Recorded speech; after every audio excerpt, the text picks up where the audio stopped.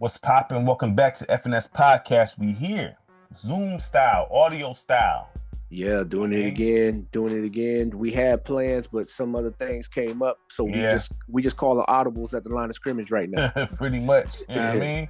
Yeah. So we gonna be talking about everything locked in the East besides the play-in. The play-ins can still switch up, but as far as like 1 through 6, everybody 1 through 6 clinched. As far as playoff seeding, nothing has happened in the West, so we not covering that yet. But that's pretty much official. Besides the play-in, and that's just gonna just shift. So and technically too, when you look at this, like the only teams in the East that locked up they spot in the East is Cleveland and Boston. Technically, there could still be some movement between 4, 5, 6, and even New York at 3 if they happen to go on a losing streak. Technically, but with them being clinched, they still clinched. Though. Yeah. This is just essentially them being clinched in the sense of they ain't gonna be in a play-in team. Okay, yeah, all right. Yeah. I mean, we still going to come at y'all with the actual playoff matchups. Yeah. I mean, we still going to come at y'all with that. But with this being the way it is, it does provide for us something here. Now, my question... Oh, go ahead. But there is some other side stuff on going on that we can hit on too. Mm-hmm. Because right now, when you talk about what's going on with the whole, like how you feel about the league finding dudes for that like finger gun thing that they be doing after they make a 3. I don't care for that, man. That's stupid. And then Adam Silver saying that next season he's trying to have a 4-point line. See, I sent you that. I thought it was a joke for a second because I thought it was April Fool's, so I thought I got tricked. But you said it again. I'm like, nah, dog. So that's just gonna make the game worse. We're gonna hit on that. Question though, as a Detroit Pistons fan, does this put JB Bickerstaff? He should be Coach of the Year. He won 14 games last year. Technically, 14. Yeah, technically, to a locked playoff spot in the top 5. At least top 6. You only a half game above Milwaukee, so you still either way it goes. We won 14 games last year. You don't see no jump like that too often. Right. You don't see that. And this is the other thing too. It used to be a time where the East majority of the teams in the playoffs was like below 500. Look, man. But to stay on the Detroit Pistons, first of all, JB Bickerstaff deserves to have head coach of the year. That shouldn't even be a debate. I don't even know who could take that. Like you're not giving it to JJ Redick. They might though. I was telling you, look, they might, dog. Like, cause what in the West? And look, LA number 3. And it's not that JJ Redick hasn't at least shown that he is capable of being a good coach. But the Lakers was a playoff team last year. I know they played in the play-in, but any team that's in the top 8 seeds, they a real playoff team to me because this whole play-in thing is unnecessary. Right. In my eyes, shouldn't even be happening. But, this is what the league wants to do, to come up with more gimmicks. I agree. But the Lakers was a playoff team last year. JB Bickerstaff, though, taking over that Monty Williams and not wanting to be in Detroit stuff, and Detroit used to be an easy win. Detroit used like last season and the season. Disrespect is crazy. I mean, look, it is what it is. Like Jaylen Brown, he had his comments at the beginning of the season, and he had to swallow them joints real quick. You know what I'm saying? Because like if I'm not mistaken, did Detroit blow them out when they played? One of them games, I believe they did. One of them games. So Yeah, but so this is a 14-win team that is now a lock for the playoffs, and they still have a chance. They still have a minimal chance to get home court. It would require the two teams above them to go on some losing skids and them to go on a winning streak. But as it stands right now, Detroit is in the playoffs, and somebody else has something to say about it, something to say about them in particular, because I don't know. Remember, I sent y'all that where Tyrese Halliburton was talking about, I want Detroit in the first round.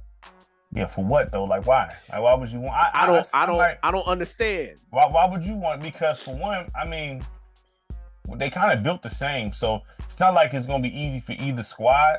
But no, this is not you acting like y'all sweep us or something. You act like it's about to be sweep. Like, what is you on? Like, you know what I'm saying? Like, yeah. Nah. And look, I ain't afraid to say it because I gave Tyrese Halliburton his flowers last season. I felt last season he was the best point guard in the league. I felt like it was kind of not even debatable when you compared the squads that he was working with and what he was able to accomplish with them. This season, he's been very inconsistent. He'll have one of them last year games, and he'll have one of these you don't feel like playing today or something kind of games. And that's a bad business to get into with Detroit because, like, the grittiness has been restored back in Detroit, which is good. And that's the only thing that Isaiah Stewart brings to this table. Which I'm starting to see comments of people saying Draymond needs to go there. Listen, I'm not against if Draymond was with Detroit. I love that. Yeah, I love that. Well, I mean, Draymond going to try to stay attached to Steph for as long as Steph plays. I'm not saying. Only reason why I say Draymond is because he's from here. Yeah, of course. But I seen something about them saying that about Devin Booker because he's from Grand Rapids. Oh yeah. I mean, so, I wouldn't be. Devin Booker would fit good with us, honestly. Yeah, but you would have to trade to get him. As a free agent? No, how much? No, he ain't no free agent. He still got something left on his contract. He got something left, don't he? Yeah, because he'd fit good with us. Devin Booker would be nice with us. He just don't have that no trade clause that Bradley Beal got. So, because let's say hypothetically, if we was able to even extract Devin Booker, which I don't think he would, but if we was with the dogs that we got, he don't need to be a tough guy. The rest can do that. You know what I'm saying? Who's all the dogs on Detroit though? Like it looks like it's just Isaiah Stewart and the rookie. You know what though? Ron Hollins. I like him. I don't know, man. Divinchenko kind of had him like talking about the grabbing him up and all that. Yeah. People get grabbed sometimes. Yeah, but he got sunned a little bit right there in that moment. You know, people get grabbed sometimes. You get caught off guard sometimes. But I do like for a rookie, he got some heart. He got some heart for a rookie. He not soft. You know what I mean? So right, yeah. I respect I mean, I'm not saying Isaiah Stewart, Duren. You seen how Duren be acting. You know what I'm saying? Duren the one that everybody like really think twice about, it seems. Because during physical presentation. They say he looked 30. Well, I don't know about looking 30. Say, you know what I mean? Like, well, I'm more so talking about like muscle tone and stuff like that. That's what I'm saying. They say he look 30. Muscle tone don't make nobody look 30. That's what the comments be saying. This dude like an older guy. You know what I'm saying? Like, but either way it goes. No, Greg Oden looked 40 when he got drafted. You know what I'm saying? That's Greg Oden looked like he was 40 when he got drafted. That's somebody looking old. Muscle tone don't make nobody look old. But either way it goes, Duren's not soft. Holland, I give him because I didn't know what to think of Holland at first. So I admit I like this guy. Well, they kind of got him in the perfect role because he's not heavily relied upon for offense or anything like that. Mm-hmm. But he gets his rotational minutes, and it's like pretty much his job is to go out there and hustle. Listen, I like him. Like I said, I didn't know. I'm like, man, I don't know. I looked at him like, I don't know about this dude, but he's straight. Well, this.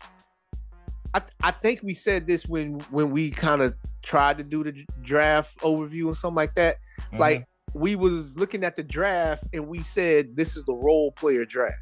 Yeah. And you ain't gonna be yeah.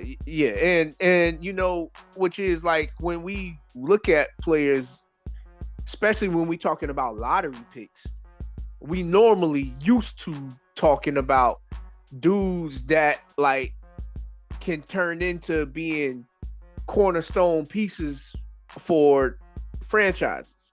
Mm-hmm. Dudes that can give you 20 at least or something like that. Like Connect definitely. Connect and Reed Shepherd, I still got the belief that if them dudes was to get consistent minutes and actually get incorporated into the offense and stuff, those are two dudes that I still feel like they can get you about 20 a game. Easy. Well, I felt like the Connect trade, when he got traded to Charlotte, I'm like, oh, this is good for him.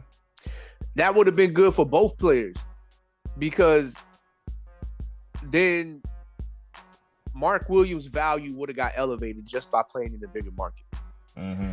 Because he has value that nobody gets to see just because he plays for Charlotte, mm-hmm. which is like, I don't know what the TV broadcast ratings is for Charlotte games, but ain't nobody rushing to their TV to watch Charlotte right now.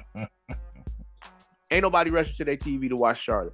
Not that they don't got some good players, because we know that they got like LaMelo ain't trash. He just ain't no good like floor general point guardish type stuff. Like he's just like on some like looking at LaMelo, it's like seeing the dude that play around on the court and just happen to be good at the same time. Listen, at the end of the day, I'm not afraid to say this. LaMelo is not exactly cold like that. You know what I'm saying? LaMelo's not exactly cold like that. You know what I mean? No, he ain't. You know what I mean? He good for today's game. That's about it. You know what I'm saying? But he not good for my like. He not. Is good he for even good for today's basketball. game? Is he even good for today's game? He be getting it in. I'm not talking about statistical.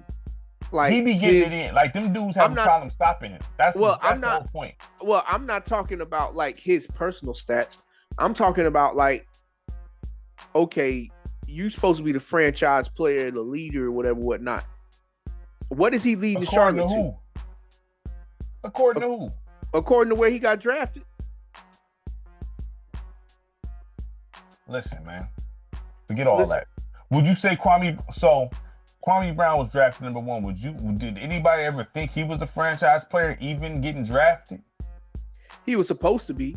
Now, did anybody ever speak of that, of him being a franchise player? I've never heard anyone say he was supposed to be a franchise player due to his draft stock.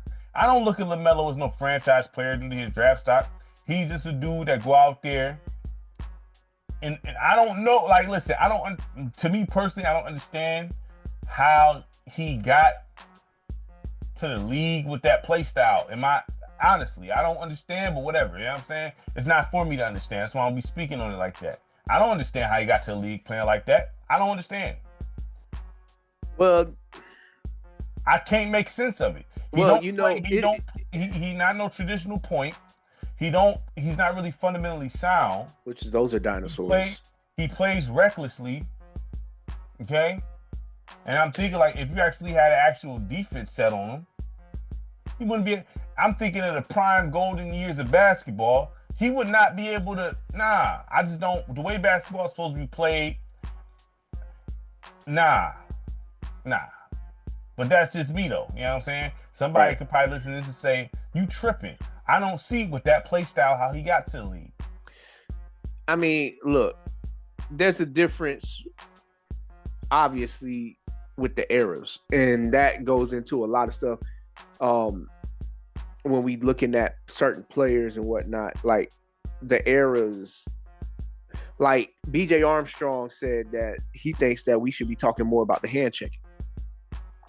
Because the hand checking, like he was talking about all the guards of today, how they able to move about freely and you can't touch them, and that opens the door for them to be able to have all of these extra fancy dribbles because ain't nobody putting hands on them. Whereas back in them days, back then when hand checking was legal, like you really couldn't get away with doing all of that fancy dribbling because dudes was going to be in your grill and they was going to strip the ball from you because of that hand check helped control where you was going. If you notice, I never said anything bad about hand checking because I don't have an issue with hand checking because it's like you're going to have to, in order to defend somebody, contact has to be made here. Yeah, which is... It is what it is. Like, in order to defend somebody, because technically, if you really want to be honest, you could call a foul literally every play if you really wanted to. Yeah, you know what I'm saying? I mean, well, it's kind of like what they say with football, where you can call holding on every play if you really wanted to. Yeah, so I mean, all that, hand checking, I don't have an issue with hand checking because I just don't think hand checking is bad, personally. I mean, it's not, now if you grabbing somebody, you know what I'm saying, that's different, but if you just hand out, there ain't an issue. You know what I'm saying? I don't think it is. You see, the game was better with hand checking in it. It was better to watch. Defensive players had more value because they was able to actually do things defensively. Listen, if anybody sit there and go and watch any basketball footage from late 80s, 90s, to 2000s, and then try to claim that this is better than that, I don't know what to tell you. Yeah, I mean, I don't know what to tell you. I already had my debates about that with folks. So, I ain't even like at that point when I hear folks say stuff like that, I just bow out the conversation. I say I don't need to talk. Because when you start talking all this skill gap stuff and all that, and that's annoying too. Giannis had a good response to what Ron said. He said, well, I'll be probably playing the same way they was playing back then because the game didn't evolve. But he also did add on to what Bron said. He was like more like 275 or 75 or something like that. Listen, there ain't no way. First of all, there's a such thing as pride back in the day. They're gonna make you think twice. And so this is the thing. You're not about to sit there and think you're about to embarrass folks. You know what I'm saying? Right. You're gonna be laid out. Right. Now, I do agree with changing stuff up to keep basketball from turning into a slobber knocker, because that's not in the realms of how the game was designed to be played in the first place. So I don't have nothing against that. And then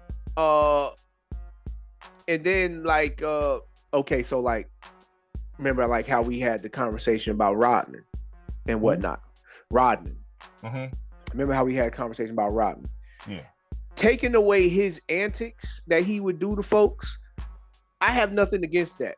Why? Because grabbing another dude's butt is not part of basketball. I ain't talking about that. I'm talking about the other That's stuff. what I'm talking about. We know what his antics is. Dennis Rodman. I've never seen him do that. Dennis Rodman has a suspect history of antics when it comes to bothering folks. Now, did it help him get into the head of the people that he was bothering to help his team win? Yeah. But my thing is, I think Rodman is good enough to where he don't have to do all of that, and he can still have an impact on the game. Now, those kind of things... That was shown in Detroit. Those kind of things, I feel like when folks like want to... If they want to say something like that, like Rodman couldn't play in this era, the only thing that I think of that could apply to that is those antics, because they don't allow those kind of antics to happen. So if you take away the antics, who is he? Well, like you said, we already got a resume of what Rodman is without the antics. You know, playing with good leadership under Zeke and them boys. They took the defense out the game, dog. I think honestly, the perfect, like, to me, like, where they had to make no changes was the 2000s. Yeah, because I think that was like right there. Like, it needed to stay there, and we was good. You know what I'm saying? Yeah, right there. Because the 2000s, every form of defense that could be brought existed in the 2000s. Yeah.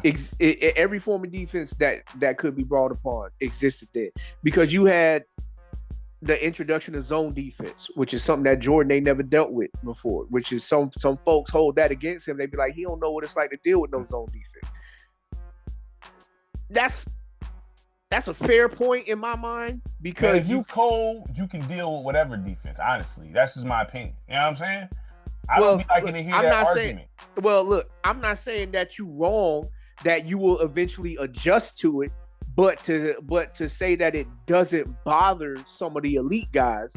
Let me ask you a question. Elite scorers. Let me ask you a question. Yeah. The zone defenses stopped Tracy McGrady. Did it? He still was getting off regardless. Yeah, only when he's by himself, it could limit him. You know what I'm saying? But Kobe, when did it stop Kobe? Well, no, because Kobe had Shaq, did or it he stop had AI? Like these guys ain't by themselves. You know what I'm saying? And so I look. All I'm saying is this: there's enough on record where elite scorers of the ball had difficult times. Not that they didn't eventually adjust, because you should have difficult times if you play defense, right? So once again, all of that encompasses actually allowing players to play defense. Going back to what BJ Armstrong said about the hand checking and whatnot, how that could impact so much of what you see, how guards wouldn't be trying to, like he brought up the point. He was like, yeah, just think about how guards had to bring the ball up. Like, they had to be more in like a post stance, bringing the ball up to guard the ball. I'll say this. There's one guy I feel like even with the hand checking involved, it'd be a problem. Kyrie caused problems with hand checking and all. Like, well, look, I'm not saying that you wrong there. Like, we know Kyrie got some elite ball hand. Like, I've seen him do things with crazy physical contact, dog. Right? People yes. Trying to grab and all. They can't do nothing with him. He's one guy. I think Brian wouldn't have a problem with hand checking. No, I don't think Kyrie wouldn't have no problem with hand checking. If he brought that game, because Kyrie is more physical than people give him credit for. Yeah. I mean, that's definitely true, because Kyrie he uses his body a lot. You know what I'm saying? He does. Now, the only thing that I question about any guard of this time is when bigs would physically defend you when you would come down into the lane. How much would that change you then? Because when bigs physically, like Allen Iverson got a whole hospital record. And he was the skinniest dude on the floor, and that's to a degree. He was small like that. You know what I'm saying? He had no business doing some of the stuff he was doing, to be honest. But cool. Right. But that's where his personal ability still shines to a degree. Lionheart, what they want to call it. Like, you know what I'm saying? Like, he was willing to do whatever it took to win. Now, I'm not mad at that, but what I'm saying is Kyrie will cook these dudes. Hand check and all, it don't really matter. There's certain dudes that you can airdrop anywhere, and he getting busy. Because the reason why I say Kyrie is because he uses his body a lot. So the physical contact, I've seen him with mad physical contact still get stuff off. Now, he'll be getting hurt going down the paint like that. I don't mind receipts. Don't come down here. Vernon Maxwell was talking that. Like, them old school dudes, like, don't come down here again. You come down here again,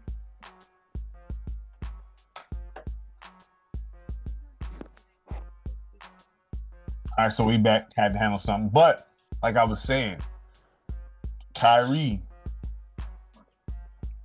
I feel like no matter what, besides the paint play, even with the paint play, he can get off. Kyrie not a small dude. No, he's the size that you normally would want at a guard position. Not like Allen Iverson, who was really like 5'9"-ish out there running around, cooking 7-footers and below. Everybody above him had a hard time with like there's a reason why Kobe didn't want to guard him anymore in the finals. There's a reason why Jordan, he wasn't going to be interested in chasing him around.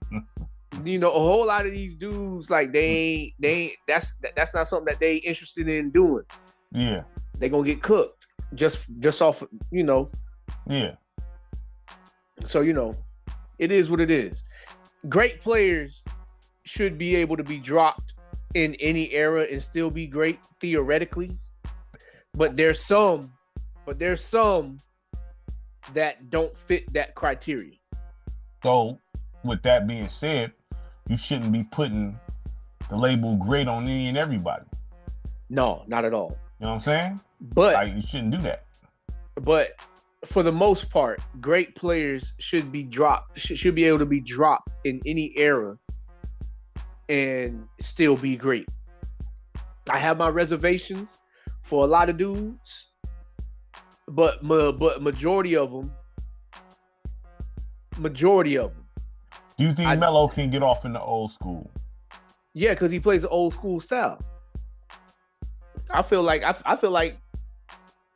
he'll be right at home. Now, the only thing, like, his lack of defense would probably get exposed a little bit more because he doesn't defend. But he'll be able to go toe to toe with anybody. Right. I mean, I agree with you there. I mean, so I've seen some debates here about him being inducted to Hall of Fame. Now, I didn't see. I'm trying to think of the video. I seen the title where they was pretty much saying like Melo shouldn't be loosely. You know what I'm saying? I can't find it now, but some is saying that he shouldn't be first ballot. Well, technically, based on some of the debates that we've had, if we going off of what you said about other players, then he shouldn't. Then he shouldn't. Can I get a refresher on that, please? So, pretty much, if Vince Carter is not a Hall of Famer, then neither should he. If we just going by like that whole best of the best, neither one of them proved to be that. So if Vince Carter ain't, then he should.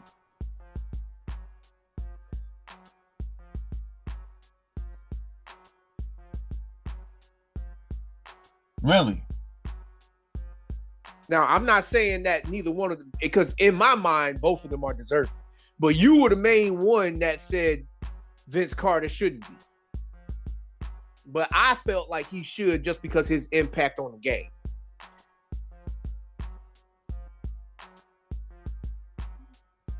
Impact meaning dunks, right? Yeah. His dunking ability was that different. Melo played way less than him. Way shorter than him, right? Yeah, way shorter career than him, and due to being blackballed and whatnot. But yeah. He had a pretty good career. Only thing missing is championship. I mean, he don't have no MVP or nothing like that, but no, he ain't got nothing like that. Would you say Vince Carter is better than Carmelo Anthony? All around? You would say that? All around, yeah, I would say that. But really? if you just isolate the score in the Rock, no. And what? So Vince Carter played defense better than Melo. He plays better than Melo. Who? Better than Melo and Vince Carter, like Okay, so they both do things better than each other, right? So it's like when you look at Melo try to dunk on Roy Hibbert, right? If that's Vince Carter, that's happened. Like that's not Melo don't have springs. That's what I'm saying.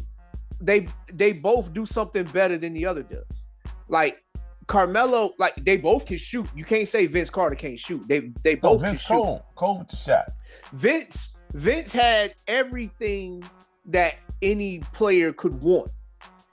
He was good with a handle, finishing in traffic.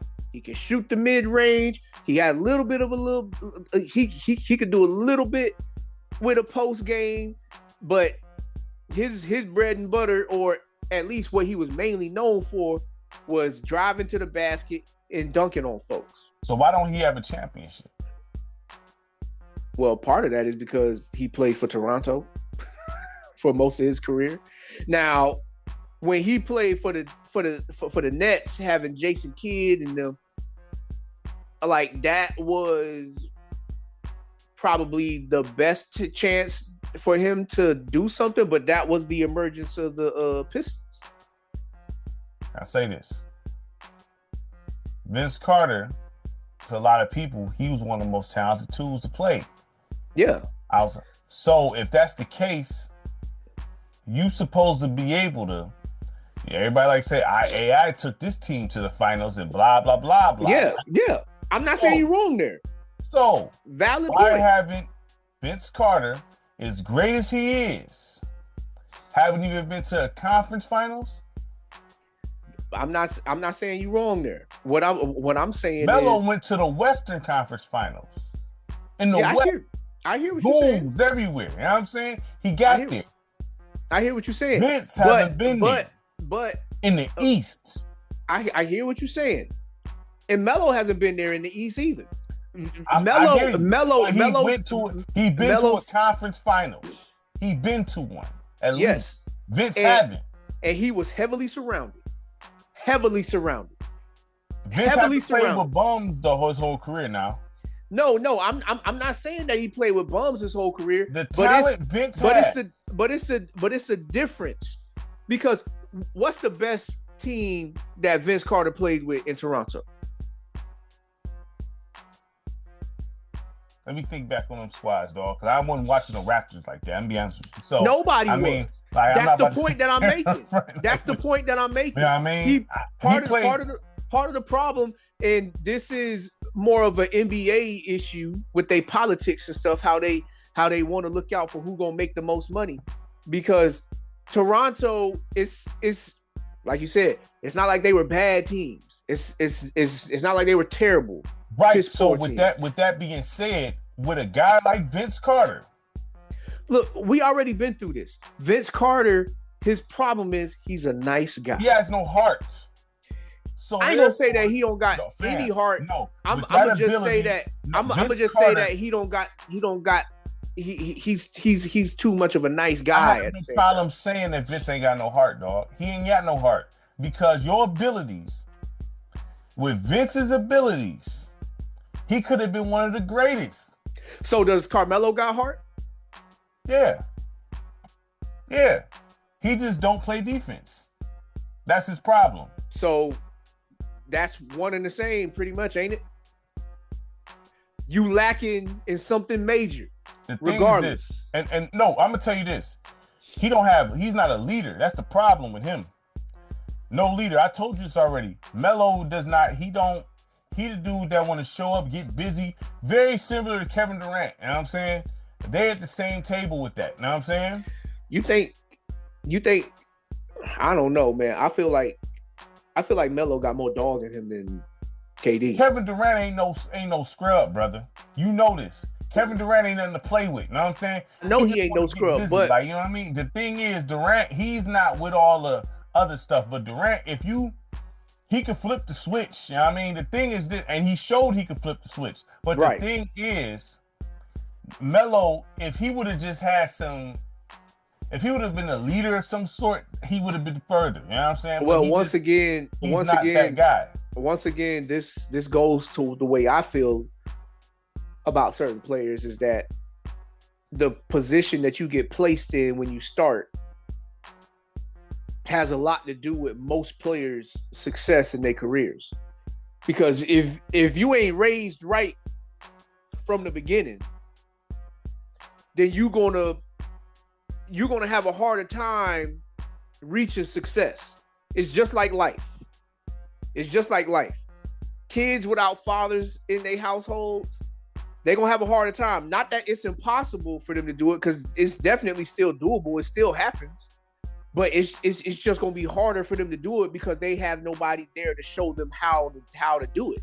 I'm not disagreeing. So it's kind of like what Chauncey Billups said. Had they would have drafted Melo, he would have been raised right in this league. He would have been having a whole different career. That's true, but this is the thing, and it's shown when Chauncey went to Denver and they went to West Conference Finals. Right. Now, this is the thing though. No one ever viewed Melo in the same light as Vince Carter. Vince Carter was looked at as like, this dude could be one of the greatest at one point. No one ever said that about Carmelo Anthony. Well, no one ever said that at all. When Vince Carter was in his career, okay, Climax Vince.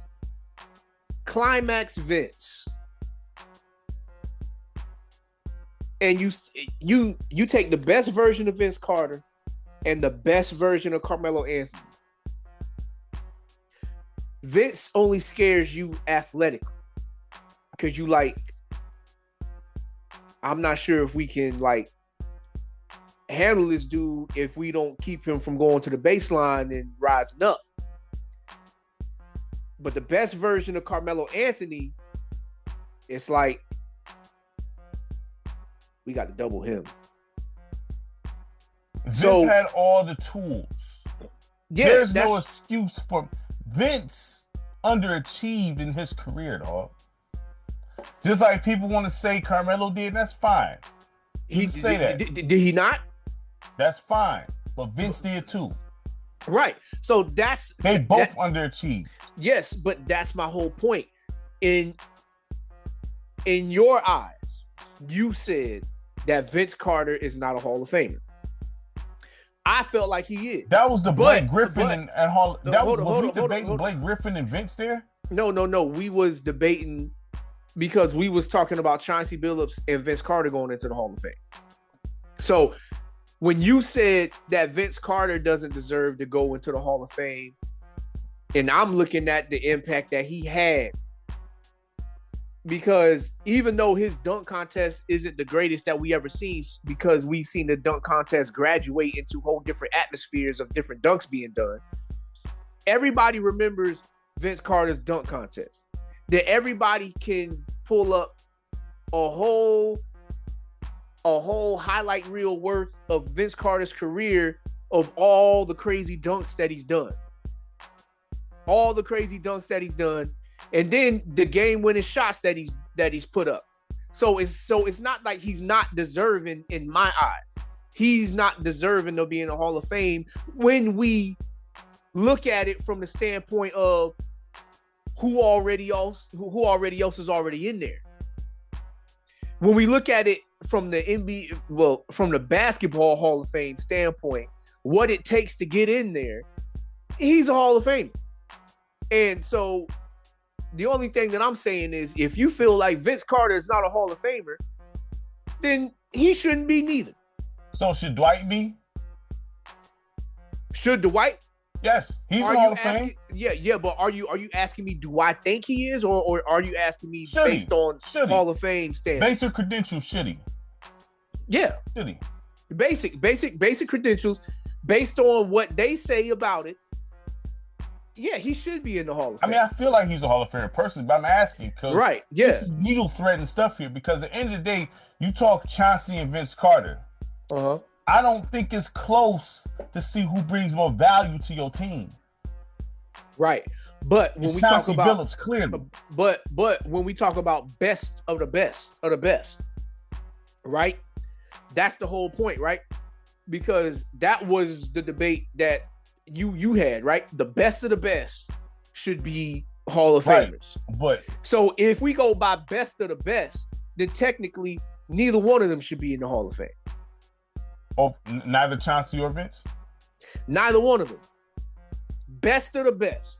When we talk about best of the best, not that he doesn't bring anything to the table to a team to help them become a champion or anything like that. I'm not saying that. But what I'm saying is when you look at, because the way to evaluate this, you have to rank players. You have to rank them. Okay? So when you say best of the best, where does he fall on the totem pole of point guards? Or where does Vince Carter fall on the totem pole of two guards? Where does Carmelo Anthony fall on the totem pole of small forwards? Where does Dwight Howard fall on the totem pole of centers? Are they the best of the best? Or are they just some of the best players of their time? Right. And that's my feelings here. But they don't put best of the best in. So who am I? I'm just some dude talking on the YouTube. So at the end of the day, I'm going off what's going on now. And what's going on now is Chauncey should be in the Hall of Fame over Vince Carter due to accolades alone. Well, yeah, I mean, well, when you just talk that's clear as day. Yeah, because he got that's clear as day. Because he got a better looking trophy case a little bit because he proved he could win in both conferences. No problem. They just ran to the roadblock, which is LA. And they made some mistakes where I felt like they should have beat LA, but they just, I don't know, they didn't win. Well, but once again, this goes back to the whole George Karl thing. Because how do you lose with that roster? With that roster, Marcus Camby, Birdman, Kenyon Martin, Carmelo Anthony, J.R. Smith, Chauncey Billups. Now, was Earl Boykins on that team too? Because he was always coming off the bench. He was a sixth man. I don't exactly remember if he was or not. But Earl Boykins was nice too, though. Right, yeah. He was a sixth man. Nice, dog. He was a sixth man. Boykins, he should be in the conversation as one of the best little men to play, dog. Right, yeah, of course. So when I look at that roster and I look at what Vince Carter had, the best team Vince Carter ever had was him, Jason Kidd, and Richard Jefferson. And if you and just two other good names that we can talk about. But listen, we can't put no big man on the table. A lot of we people can't talk put no AI. power forward. A lot of people talk AI, right? Right. So this is the thing. If Vince is as talented as cold as he say, because if you look at Vince, well, see now you talking about a different, but you talking about something different now. Nah. See, because because look, remember I said the totem pole. Where does he rank? So that's where something like that would come into play. Because Tracy McGrady, Tracy McGrady is a better basketball player than Vince Carter. He's a better basketball player than Vince Carter. You told me that was debatable, man. He's a better basketball player than Vince Carter. And when I say basketball, so you admitting this now? No, I ain't never said nothing like it's debatable. I ain't never said no. Skill set and being a better basketball player is two different things. Skill set. Okay, so skill my set, question is perfect out of them example. three. Hold up.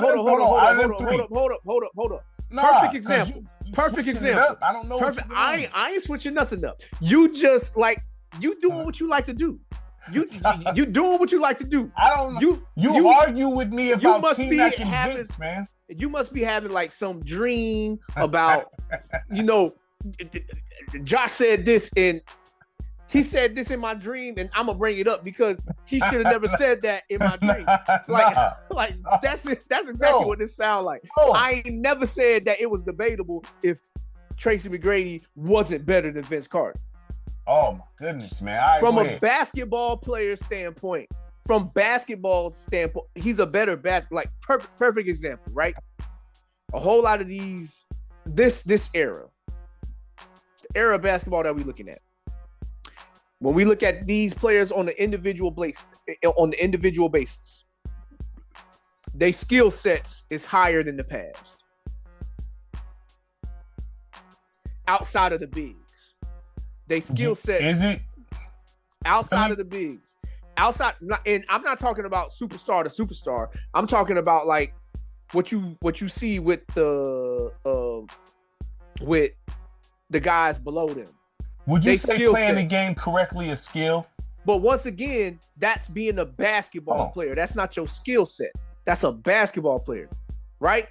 So wouldn't that be a skill set to be able? That's IQ. Wouldn't that playing the game correctly, efficiently? That's not a skill. Well, it shouldn't be viewed as a skill because everybody should be doing it. So it shouldn't be something that separates you from somebody else, because technically, if this is the NBA, if this is the pros, if this is the league where the best players in the world are meeting on one floor, everybody should know how to play the game of basketball. But we clearly see that that's not the case. So being a better basketball player, yes, it's kind of like what we said with the Kenyon Martin. When I was like, okay, would you prefer Kenyon Martin or who did I compare him to last time we had brought this up? I was like, okay, Kenyon Martin or shoot. Pick a random. I take Kenyon Martin over a lot of dudes, man. Right. But Kenyon Martin, let's just throw Zion. Okay. Kenyon, what kind of a question is that? Right, exactly. Now, Zion, he's more talented than Kenyon. Is he? Yeah. You don't think so? He's more talented than Kenyon. Evolved since high school. What I'm saying is he's more talented than Kenyon. Because when you think about Kenyon, what is his skill set that he brings to the table? Defense, rebounding. You know what I'm saying? He does more than Zion, brother. I don't know if that was a good comparison. Okay, so Zion can handle the rock a little bit. No, he cannot, man. He can handle the rock a little bit. No, he cannot. I'm not talking about like with crazy dribbles, but for him, he be bringing the ball up. He be at the 3-point line. He be dribbling past folks, and he drives to the lane, and he soars and dunks. How whack this defense is. We did just talk about how whack his defense is. This dude can't handle the rock. This is the same era that Kyrie Irving plays in, so I don't want to hear that. I don't want to hear that. We know this. I don't want to hear that. We got to compare. Yes.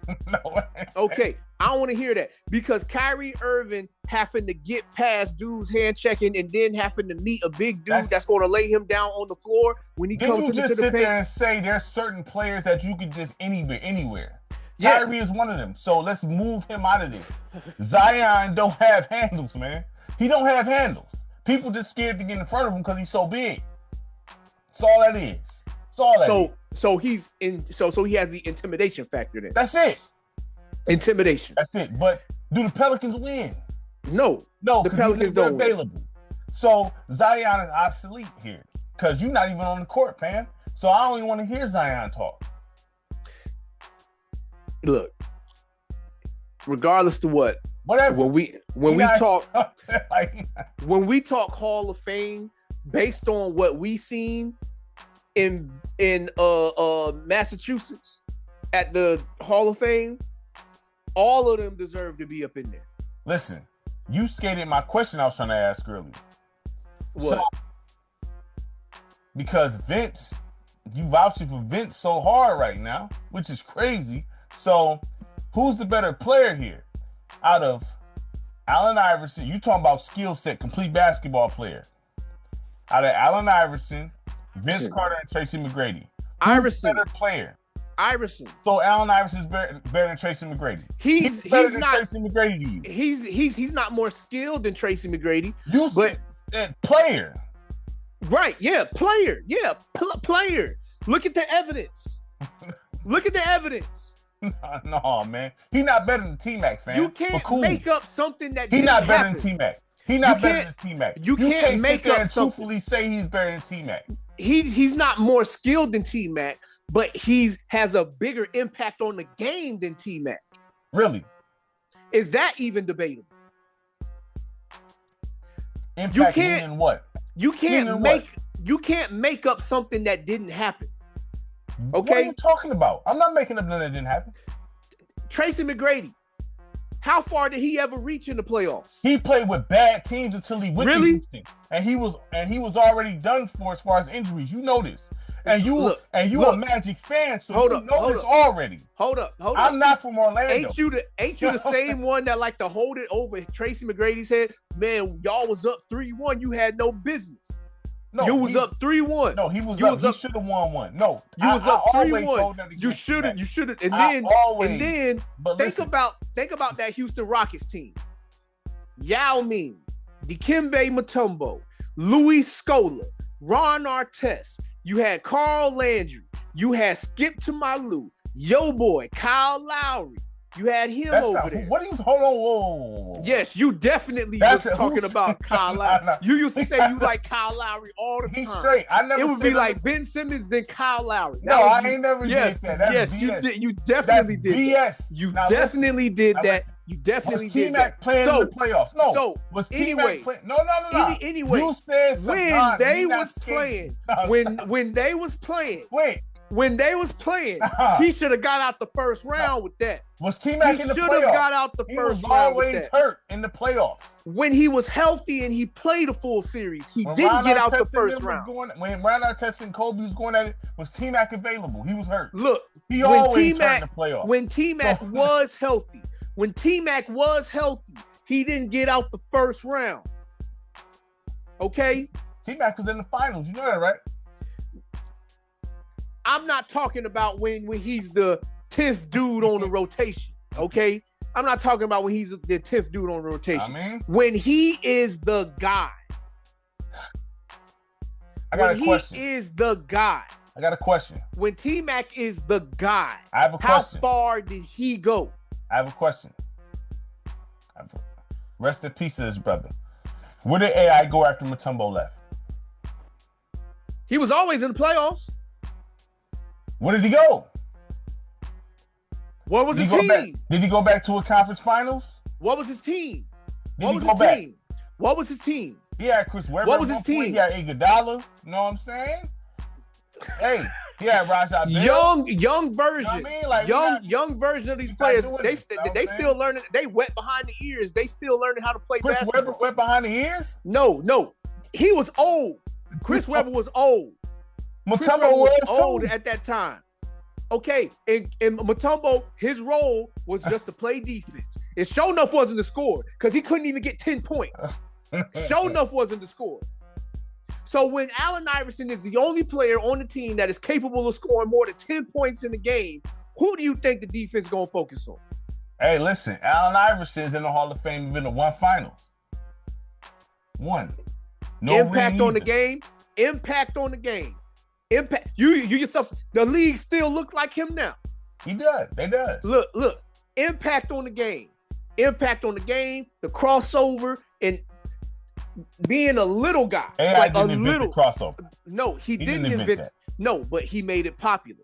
He made it extreme popular because Tim Hardaway was cold with it.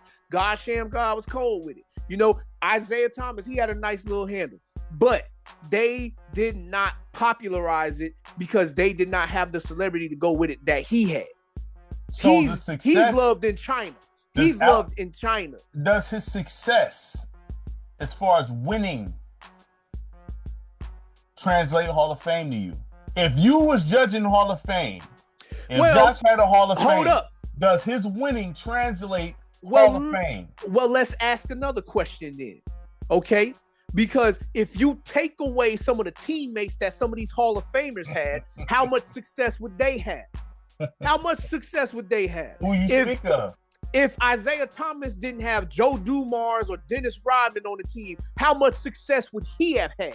If Magic Johnson wasn't born into the league with Kareem Abdul-Jabbar, James Worthy, Michael Cooper, would he have even won anything?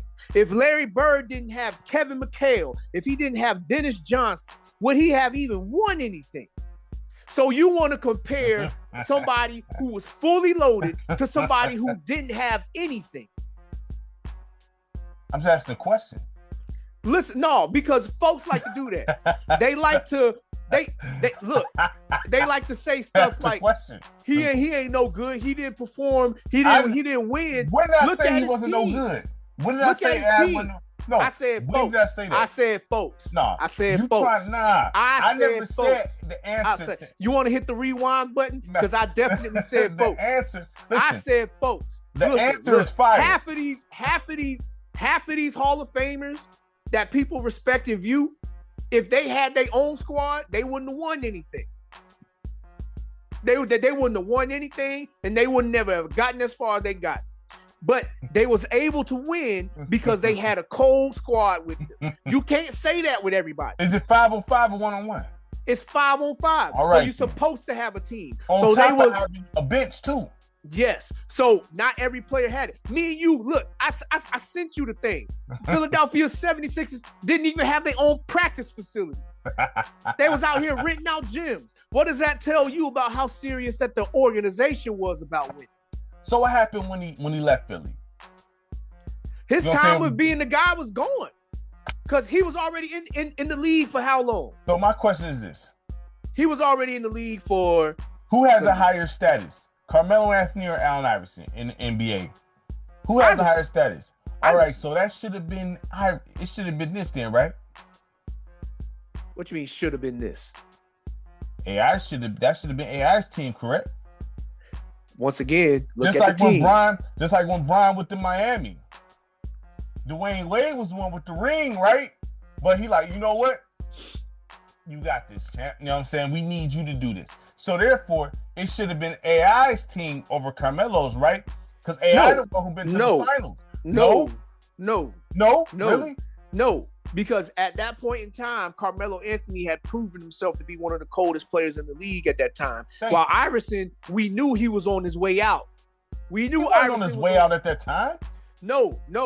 I'm not saying retirement. What I mean is on his way out from being top dog. AI was still cold. Yes, he was still cold. Very much so. Just like LeBron James at this point in time. Still cold. Very much so. But we all know that he's on his way out from being at that status. We all know he's on his way out. That's Luka's team over there. That's not his team no more. He not gonna get that up, but cool though. Go ahead. You know what I'm saying? No, because we already know. Whenever the Lakers lose, like they just lost the other night, who they play against. They blame it on Luka. Yeah, because he only has 16 points. Bron and Austin Reeves had 30 pieces. We all know Luka's problem. I've said this. So, I mean, what does that got to do with him scoring the rock? Listen, I've told you already how I feel about Luka Doncic, dog. You know what I'm saying? So, I've told you this. I'm not the biggest Luka guy here, but I mean, I respect his game. You know what I'm saying? We both sat here when we ranked the players. We said that Jokic was 1 and Luka was 2. Yeah, but that don't mean you can't have a bad night. No, but you're not supposed to have a bad night on big games. That's the difference between great players. That's why they didn't win the finals. Right. So, and Kyrie. So, I mean, I'm not, listen, dog. I like Luka. Due to the state of the game, those are the ones and twos. Due to the state of the games. I already told you who should really be running the league. It should be Ja and Zion. Them three. It's supposed to be them three, not them two. Them three. They are there by default. You know what I'm saying? So whatever. But at the end of the day, when it comes to AI, people have this thing with AI. I love AI. AI nice. I had the DVDs. I used to get the braids. You know what I'm saying? All that. AI was official. But was he the most talented? No, but you don't need to be the most talented player to be a great basketball player. That's fine, but Magic Johnson wasn't super talented. He had one successful season. One successful season that he had. You still can't name his team. You still can't name his team. So he's being measured against guys that were surrounded pretty much their whole career. At the end of the day, Kobe was surrounded his whole career. He was born into the league being a backup for Eddie Jones, had Nick Van Exel at point guard, Shaq at center. He was born surrounded. At the end of the day, I'm going to say this. Kyrie is a better basketball player now than Iverson, dog. Period. Okay, so where has he proved that? Period. You know what I'm saying? Where has he proved that? He's shown it on the big stage. Being the top dog? Because we all know that Bron was the top dog in Cleveland. Josh, is Allen Iverson a better basketball player than Kyrie Irving? Is he? Yes or no? Yes. Yes. Easy. Wanna know why? Because easy? Yes. Yes. I said easy. Easy. How? Easy? You going easy? Easy. What does AI do better skill-wise than Kyrie Irving? Please tell me. Well, let's settle this. What does he do skill-wise? No, I'm not arguing with you because look, if you want to hear this argument, go play some of the other episodes that we did. I'm not going back and forth with you. You know what I'm saying? Said yes, and I'm standing on business. And he's not. I ain't got to repeat the same things that I've already said. This is if nonsense. You refuse to see the resume that he's put on and don't want to account that, but you just want to look at. But you just want to look at, oh, he's so graceful with the ball. He does things with the ball that other players can't do. Okay, how many games has that won? He's been to two finals. Won one and been to one in the West. Yes, in a Robin role. In a Robin role. He ain't no Batman. You said AI was robbing the Carmelo. Yes, he was robbing the Carmelo. Should have been the case. It shouldn't have been the case. What you mean? Yes, it definitely should have been the case. It definitely should have been the case. Carmelo was already official in the league for being one of the deadliest players in the game. He was already official in the league. It should not have been AI's responsibility to carry him. Let me ask you this question. Who's the better player, Carmelo or AI then? What you mean, who's the better player? Yeah, who's the better player? Let's ask you this question. How far did he go being the Batman, and how far did Carmelo go being the Batman? What do you mean? In the Batman? You Carmelo know what this was means. never the Batman. Yes, he was. To who? He was always the Batman. He was always playing the Batman didn't always have Robin. So when he was fortunate to have Robin, he was able to do a little bit more. Listen, Melo went to the Western Conference Final. The West was crazy. And you almost got there. So almost don't count. That's fine. Almost don't count. That's cool. I asked you who's the better player. Who's the better player? Just like Chris Webber almost got a finals. Even though that's a bad example. They was cheating, and you know this. So we gonna we need to erase one of Kobe's rings then. Let's erase. Yes, you can. Let's erase technically one of Kobe and Shaq's rings. If you look at this, it's like, y'all was bogus.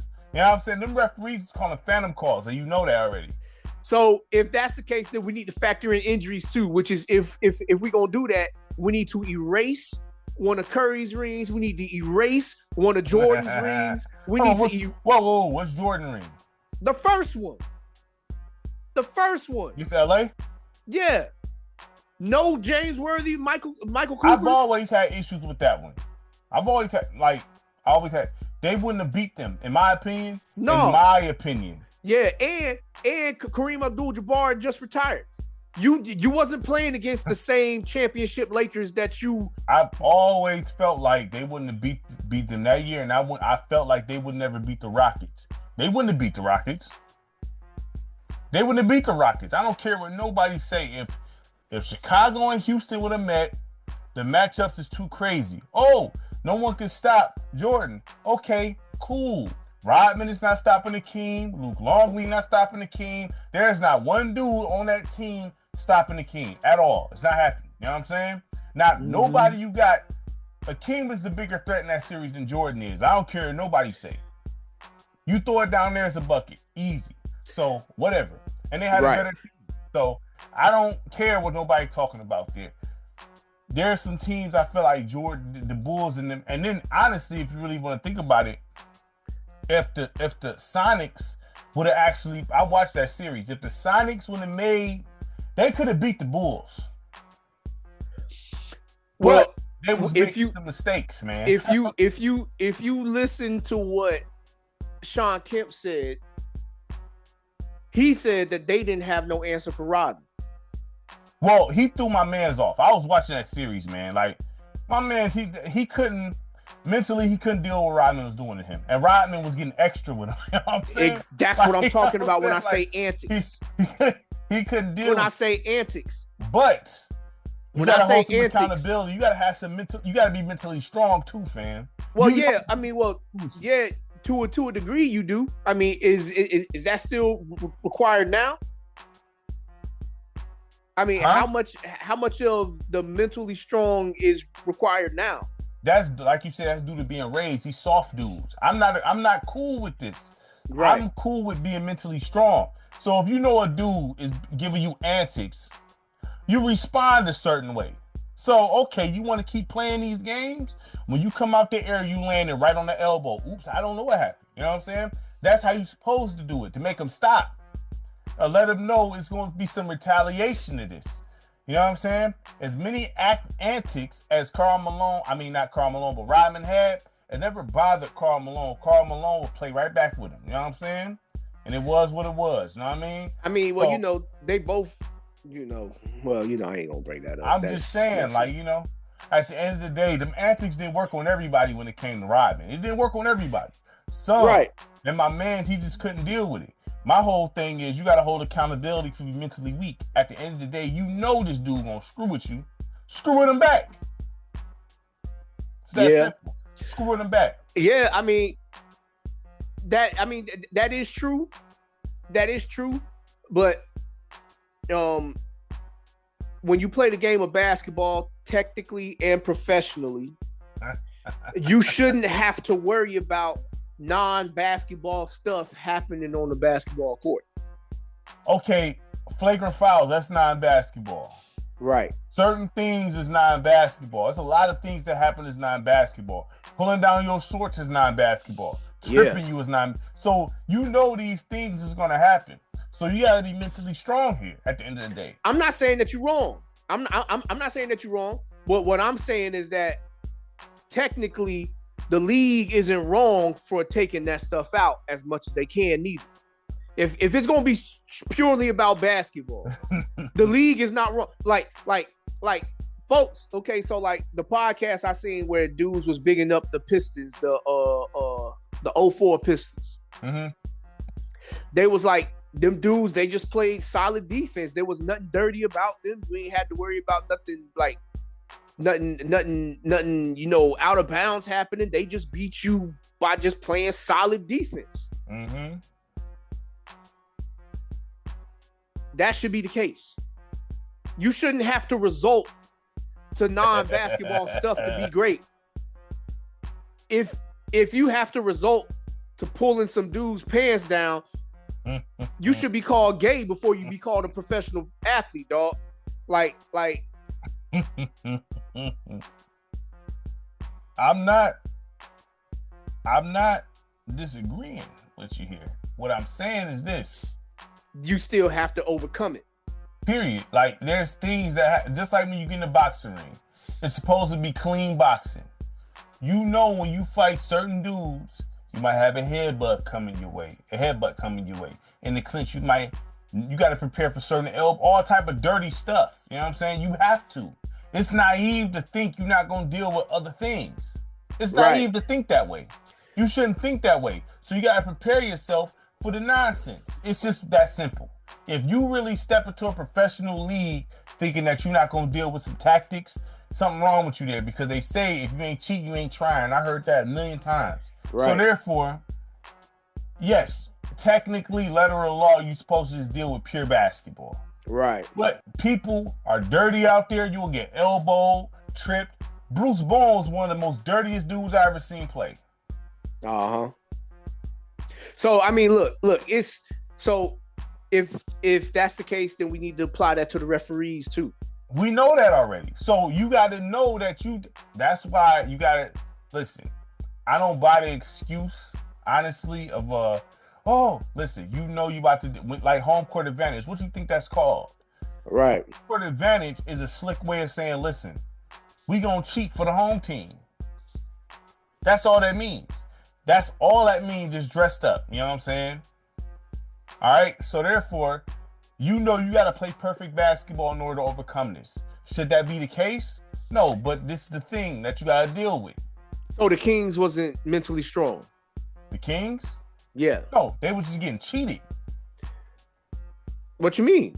I mean, you just said you know you gotta. You know you're gonna be dealing with the referees with the home court advantage and stuff like that, right? You just said there wasn't no dirty plays and stuff going on there. They just got cheated. I'm talking about when it comes to the dirty by stuff. way of what?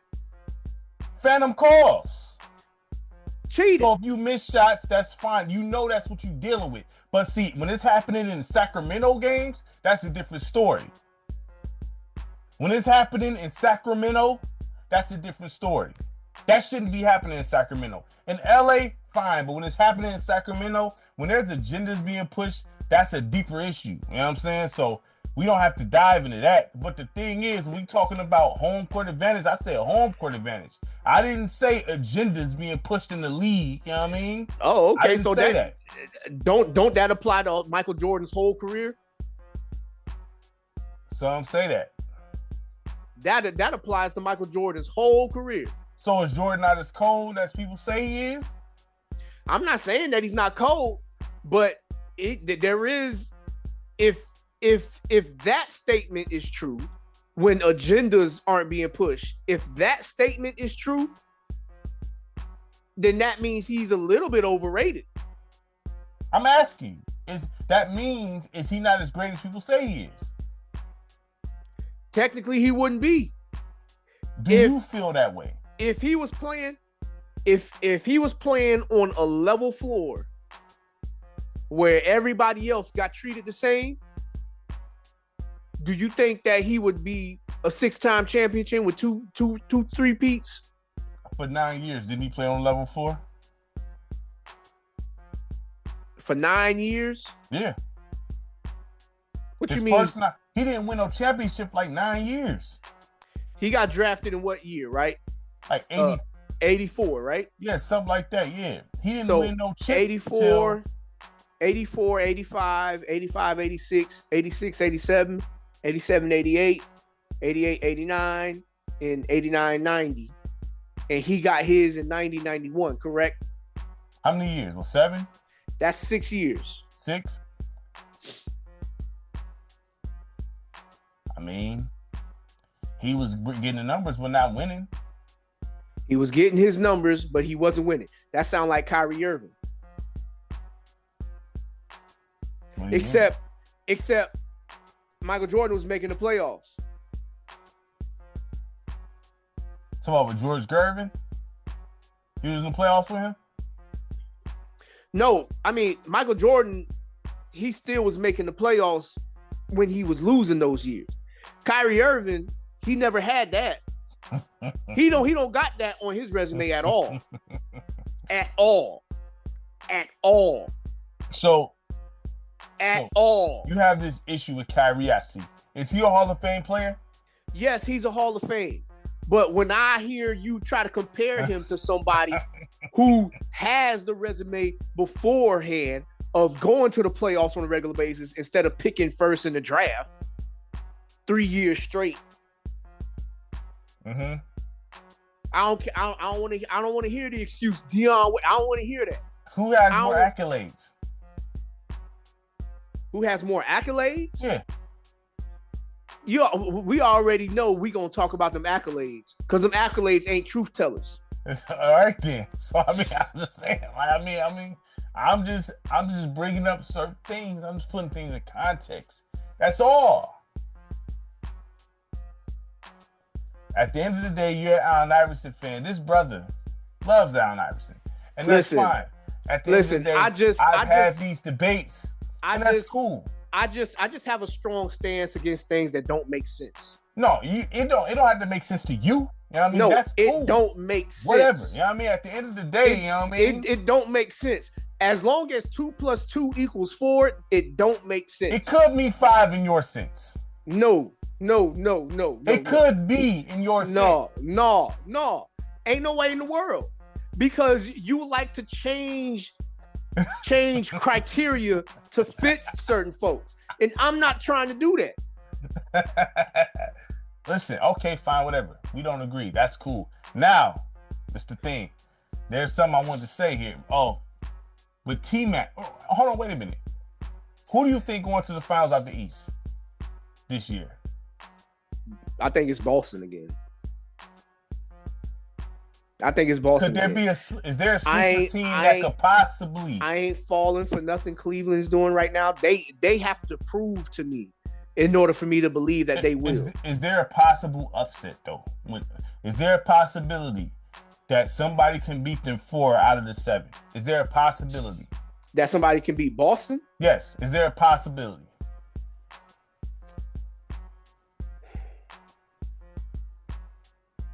I mean, technically anything is possible, but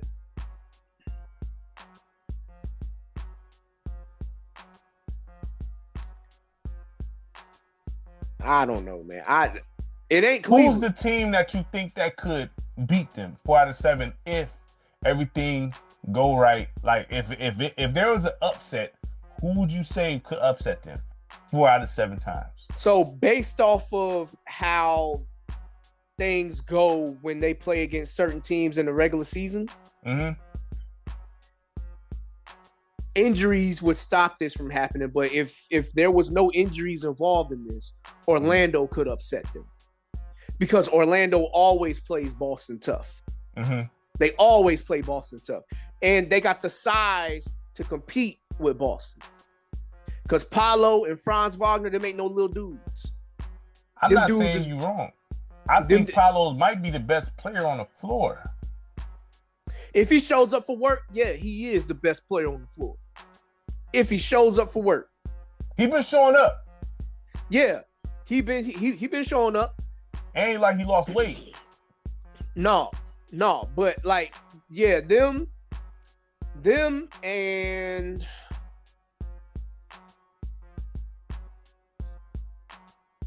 let me see who else could it be?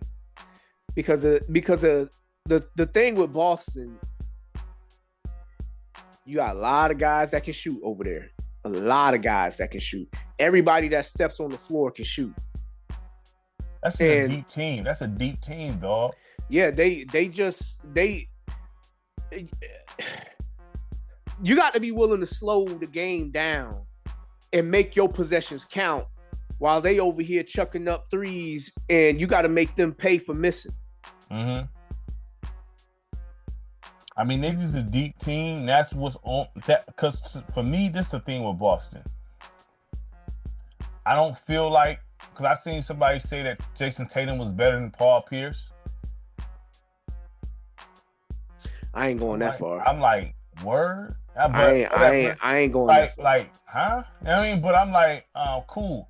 I ain't going that far. The thing with the Celtics is the fact that they are put together well in each position from the starting lineup to the bench. When you look at skill sets and you compare them two players, the only chance that Tatum stands at being even viewed as better than Paul Pierce is his defensive abilities, because Paul Pierce ain't play no defense, and Jason Tatum is capable of playing defense on a first team all NBA defensive level.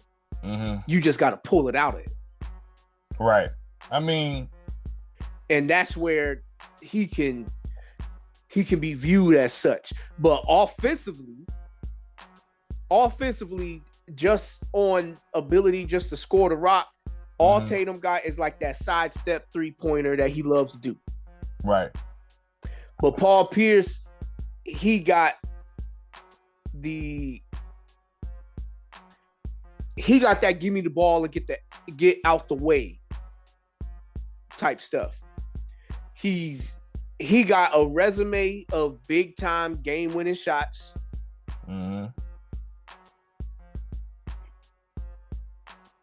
I mean, I'm not sure. I mean, yeah,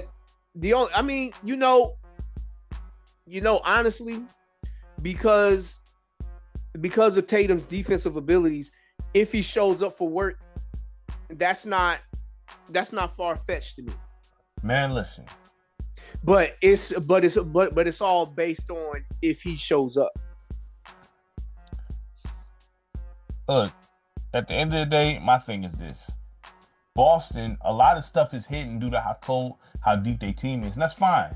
Right, that's because once them players that are role players, once those role players that they got, that they rich at, once they entertain going somewhere else to get paid better, and then it's going to be required for Jason Tatum to show up and dominate game in, game out in order for him to win.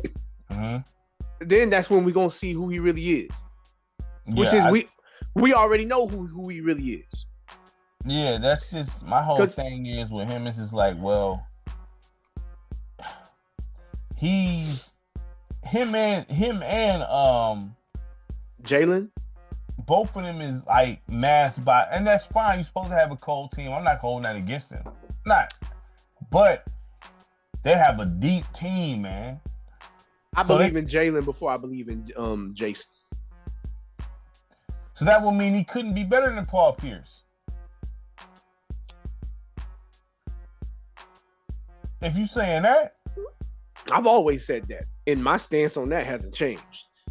Now, when Jason Tatum chooses to show up, then at that point, it's pretty freaking obvious. Who's better, Paolo or Jason Tatum? Oh, in my mind, it's Paolo. Because Paolo is required. He's required to play great in order for Orlando to have a real shot at winning anything. It's a requirement. He doesn't have the same deep bench.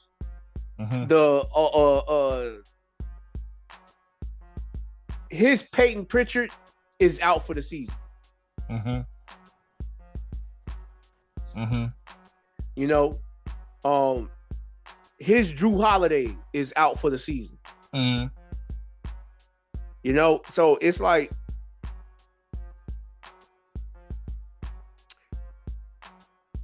who's better, Cade or Paolo? Who's better, Cade or Paolo? Yep. If I had to go by what I seen this season, because injuries are involved with Paolo because he missed like 30-something games with that oblique. And so he had a whole bunch of games where he was having to work himself back in. But if I go by body of work, like if you just go by this season, it's Cade. If you go by body of work, it's Paolo. I'm just asking. Because even this season, it's not like Cade is way better than Paolo. It's just that Cade's team is winning more. Is winning more. And Cade's team, they have more of a gritty, tough, old school mentality. Where Paolo's team is like, we just gonna play hard, like they gotta play hard to beat us, kind of stuff. So I mean, and you comparing apples to oranges here, because they play two different positions. Don't Paolo? Don't he got to almost run the offense? No, remember I told you that we got Anthony Black, the 6'8" point guard. Which is, he's been getting better. I've been liking that. You trust him to run your offense? Anthony Black? Yes. I mean, I haven't seen no reason why not to trust him this year. To run the offense? He hasn't made no dumb mistakes. You know, he hasn't done anything where I'm like, why would you do that? Right. He hasn't done anything like that. Everything that I've seen from him is like, okay, you keep going the way you going, you might be up there. So let me ask you this: as a Magic fan, if Trae Young was on the table, yes, would you try to get him to pair him with Paolo? Yes. Trae Young is having his best year as a point guard in his career this year. best year as a point guard is this year. And he got them young bucks that he playing with, like these young athletic dudes that he playing with over there. And they doing what Detroit should have did. Do you feel like Atlanta can upset anyone in the playoffs? Yeah. Who? Because I feel like that's where we're gonna see that Trae Young villain that's not afraid to be the villain type of dude. Who are they a threat to? Everybody not named Boston. So you think they can beat Cleveland? Yeah, because they got the same.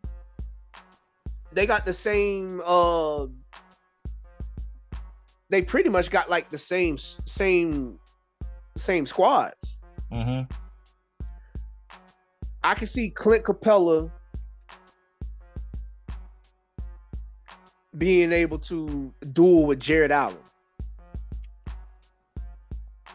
And neither one of them is that cold to me, if you ask me. Mm-hmm. Neither one of them is all of that. Mm-hmm. Evan Mobley, he's talented, but it's the same thing. I don't know if he got that dog in him to where he gonna be like, give me the rock and let me win this for us. Getting DeAndre Hunter helped out a lot, but it's got to say something about Atlanta's roster and what they believe in those young cats for them to be like, we gonna let him go and let these young cats go ahead and do what they do. Because these young cats out here, they athletic like crazy. Mm-hmm. I ain't saying that they on some Asur Thompson level type athletic, but they athletic. Mm-hmm. So I'm just saying to myself, I'm like, yeah. And then when you got somebody who's been there, done that. So is they the sleeper team in the East? Because they got to be a sleeper team. Like, I mean, I know we got the either Boston or whatever the case is, but who's the sleeper that could come out the East? If there's anybody outside of Boston or Cleveland, who's the team that you can see coming out the East on some sleeper stuff? A team that I can see coming out the East. Injuries, whatever the case, but you know what I mean? Like, because all that could happen. Yeah, injuries change the whole conversation. Yeah, all that can happen. Sleeper teams.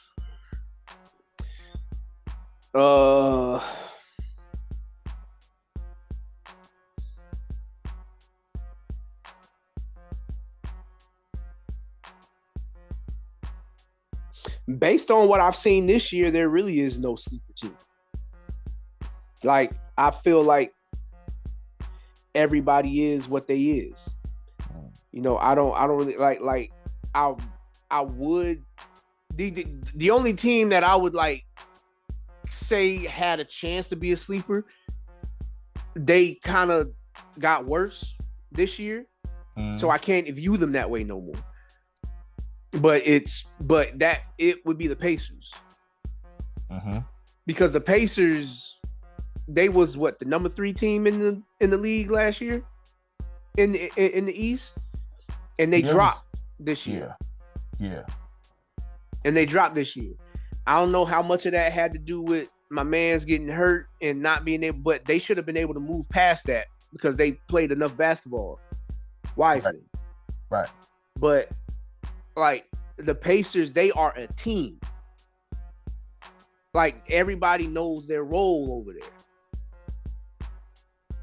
And they are a team. So that would be the only team where I would look at and I'd be like, they would have had a chance to.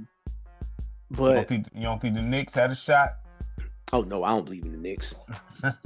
Not even a little bit. Tom Thibodeau gonna kill that team. We already know this. We've seen this before. Tom Thibodeau's gonna kill that team because he's not gonna have a proper rotation. Karl Anthony Towns don't got it in his chest. We already know that he ain't with it. I mean, he's talented. There you go. Perfect example. Would you rather have Karl Anthony Towns or Kenya Martin? Kmart. Exactly. highly talented. We can't argue with his talent. Mm-hmm. He can shoot. He has the ability to go down low, but he just don't do it. Right. You know what I'm saying? So it's like he might. Well, you seen that clip I sent you. I already know. You know what I'm saying? Like that's a dude that got multiple offenses. Look, man, look. So the East, you don't really see no sleeper team like that. It should be technically Indiana.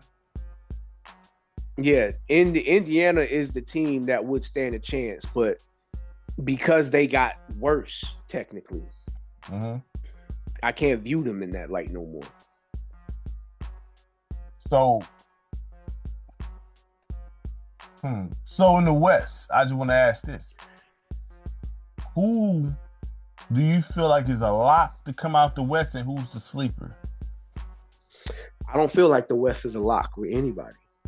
Like, I feel like... So you'd be surprised if anybody come out the West? I won't be surprised if anybody comes out the West. Like, I feel like there's multiple teams that can come out. I think I said this before, but I think everybody in the West,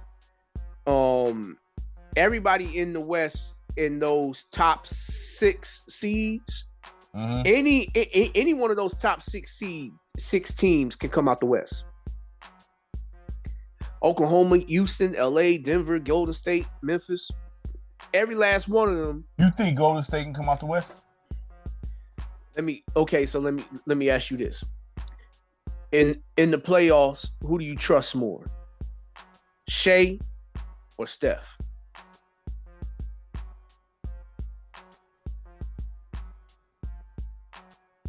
Now, I know this may be an unpopular opinion. It's cool. Steph is Steph clutch to you? When you say clutch, define exactly what you mean. In the clutch moments of the game, is he like that in the clutch moments? He don't got the game winners on his resume, but he got a whole lot of big shots to keep his team in the game or to keep you down. Is Steph a product of his environment? Yeah, he been that. Okay, then. So he been that. I can't say that about Shea. Nice. Shea was nice in LA. They just, whatever reason, traded him. Shea, you know so Shea, what I don't like about Shea is his Oscar nominee, award-winning, capable performances of foul bait. Get to the line. You like Jimmy Butler? No. I never said I like Jimmy Butler. What I'm saying, Jimmy Butler's talent has always been to get to the free throw line. But said that's what helps the Warriors, though. Getting to the line. But the difference is Jimmy Butler, he wasn't acting to get to the foul line. He would just bait you into doing it. He would bait you into falling for a pump fake, and then he would jump into you like on some old Jason Kidd, Dwayne Wade stuff. That's what Jimmy Butler did. So Shea does some stuff where he's just trying to dribble by you, and he will yell and scream, put on a face, so the ref can be like, "Oh, he's doing that, so he must be getting fouled." So if you're a coach, are you mad at that or not? If you coaching the Thunder and he getting to the line, getting you the free points, are you mad at that? Or are you gonna tell him to keep doing that? With my integrity of the game, Here you go. Man, look. First of all, I wouldn't even be coaching them to be doing that kind of stuff. This is kind of like them antics that I was talking about earlier. They lost 13 times. They only lost 13 times. What does that mean? They nice. What does that mean? They nice. The Thunder is nice, bro. Just admit it. They nice. No, yeah. They got a deep roster. They are by far, dog, like they gotta stand for something. They by far, on paper, the best team in the West. By far. They are way ahead of everyone. I could care less. You just said because I This talked same about team. KD. You just said about if KD went there, that's like him joining the Warriors all over again. That's because he's joining the number one team. You can't wait for a team to get loaded and then be like, okay, I need to go over there. So you don't like Shea going to the free throw line, which is a part of basketball. No. Free throws. No. It's not going to the free throw line. I don't have a problem with anybody going to the free throw line. It's how he gets to the free throw line that I have a problem with. The defender's not even fouling. And this dude wants to put on these faces. Memes is made out of this dude. So do you think that would propel them to the finals? What? What's the Shea antics, as you say? I don't know. Because let me ask you this. Who does the NBA think that they make more money off of? Shea being in the finals or Steph being in the finals? The Lakers. Because remember, the Warriors was just in the finals a few years ago, and that was one of the least watched. Right. That was one of the least watched. Well, that was against the young Boston team. It don't matter. It was still because it's still Steph, right? But so it should have been highly watched, right? Well, how much lower you think it's going to be if Oklahoma City is there? They probably wouldn't allow this. They would probably rather have LA there. As much as people hate LA, but I'm asking you. I'm asking you, who do you trust more in the playoffs? Steph Curry or Shea? The ability to get to the line? Steph Curry or Shea?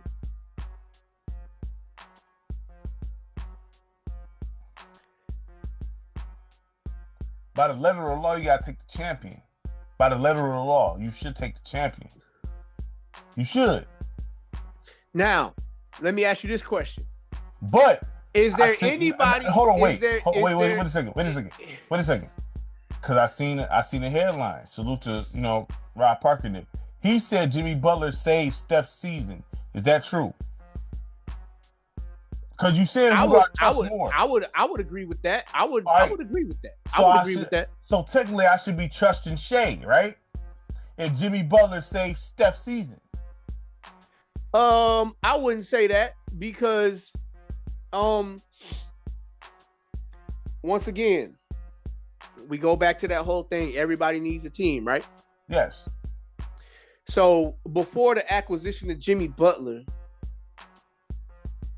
Golden State really wasn't that cold of a team. And that made it easy for us to say that they probably wasn't even going to make the playoffs. Okay. Before the Jimmy Butler move. Okay. Now, Jimmy Butler's IQ, because we already know Jimmy Butler, he shows up for big games. Yes. He got a whole Miami, Chicago, Minnesota resume. So that would mean he would be the X factor in Golden State, not Steph. He would be the X factor. Yeah. He would be the clutch player. So that means I would have to go with Shea here. What you mean? Because Jimmy Butler is still coming in behind Steph. He's not trying to take the team from Steph. Yeah, but who you going with in the clutch time, in the clutch moments? You going with Jimmy Butler because he can get you to that line. It depends on how close the game is, because the optics change all of that. Look, the optics change all of that. If I can get to the free throw line over a three, send me to the line. Yeah, but it's only going to matter if you make it and it's an and one. Jimmy can make that, and he can get and ones. Shoot, let me see. Hold up, I'm getting an alert real quick. I'm getting an alert real quick.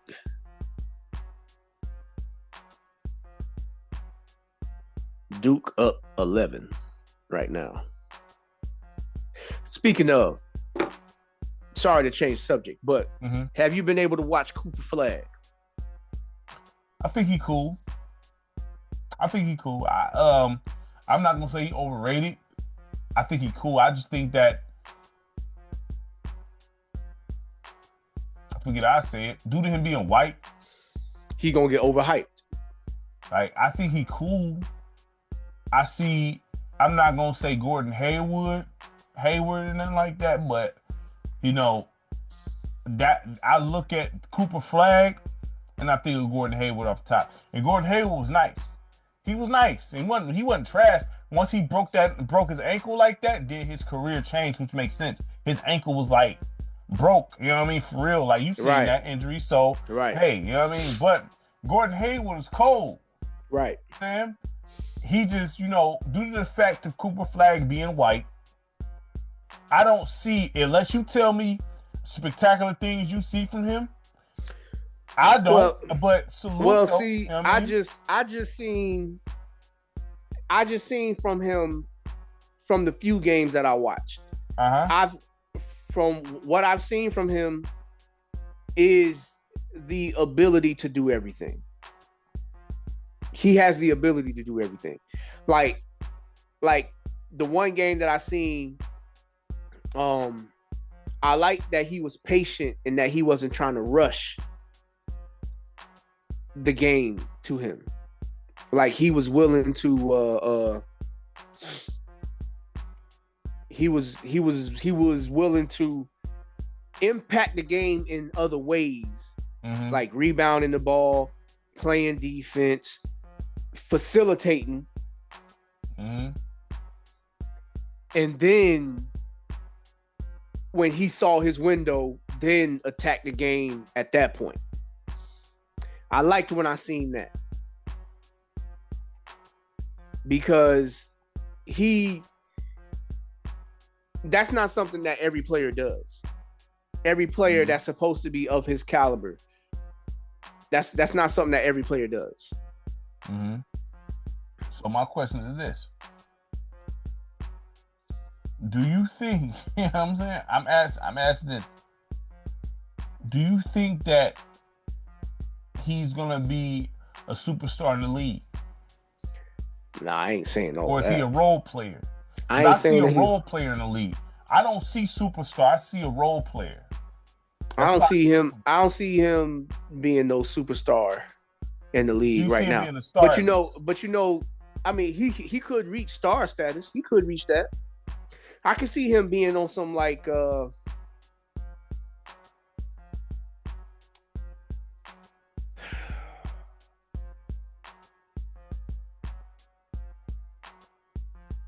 I can see him potentially being like Andre Karolinko. Yeah, Gordon Hayward is style player. They all in the same. Gordon Hayward and Andre Karolinko is in the same realm. Yeah, they in the same. You know what I'm saying? Like, I don't see nothing unless you tell me there's something like transcendent about Cooper Flag. Like, oh my God, I don't. He's just a white dude that can ball. Well, see, the thing that helps him out a lot is his build. Like, he's what? He about what, 6'8" or something like that? He a tall dude. Yeah, you know, I could be stretching there. He ain't little at all. Like, he's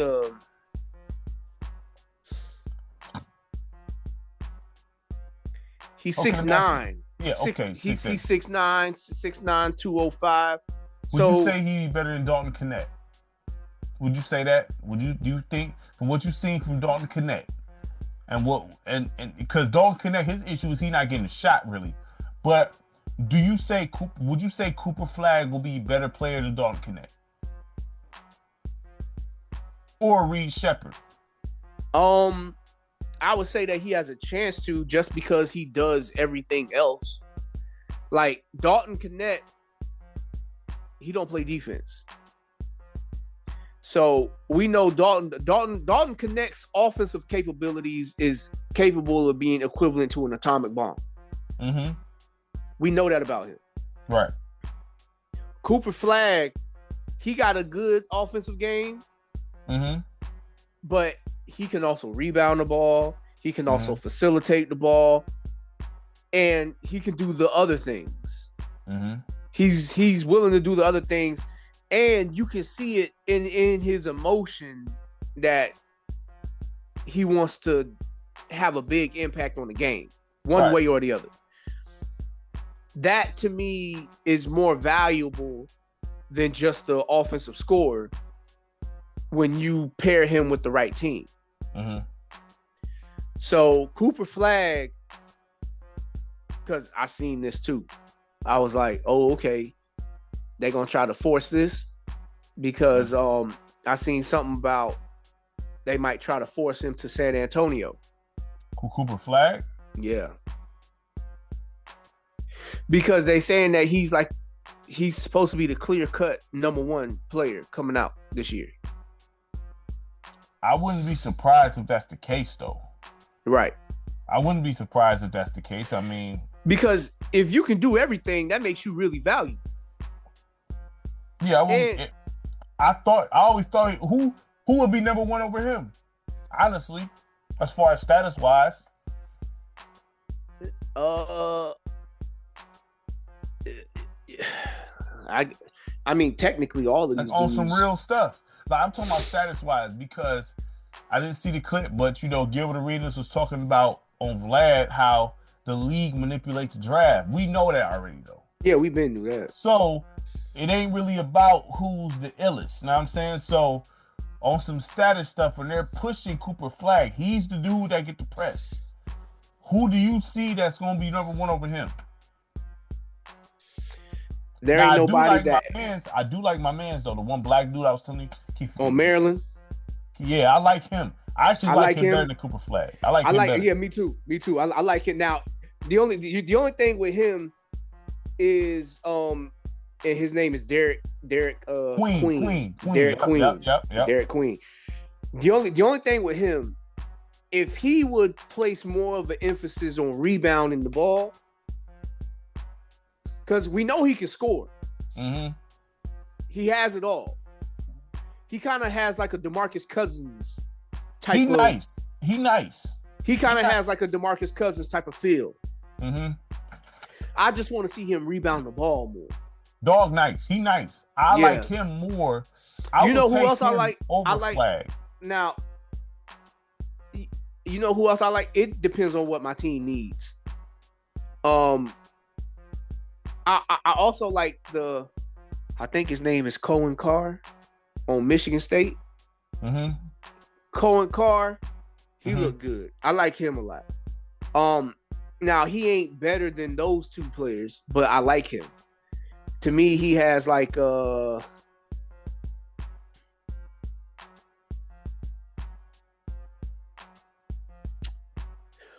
Carr, like he looked like, who did he remind me of? Because he wasn't like no shooter or anything like that, but he's definitely a slasher.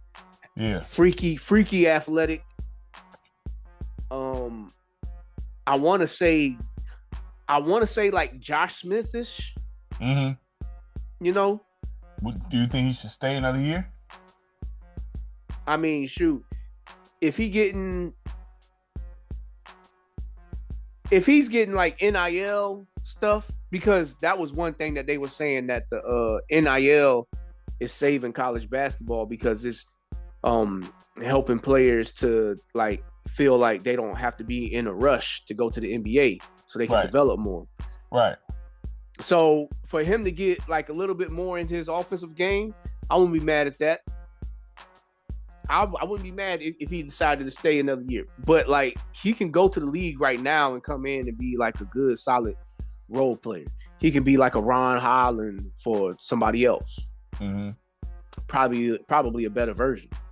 Right. I'm not mad at that. I'm just, the Cooper Flag thing, I just think that the fact that he's the guy being pushed, that's the only thing I think of him. I'm not saying he whack. I'm not saying that. I just think that he's the guy that's being pushed. They always got the guy that's the guy to draft. Cooper Flag's the guy. Right. Is he the best guy? No, I think Queen better than him. Personally. That's me though. You know what I'm saying? Yeah, but I don't know. You know what I mean? I don't know if Queen coming out the draft though. Yeah, I haven't heard nothing. That's why I was saying I think he a prospect, because I'm like, he nice. He can ball. I think, if he can ball, I like Queen.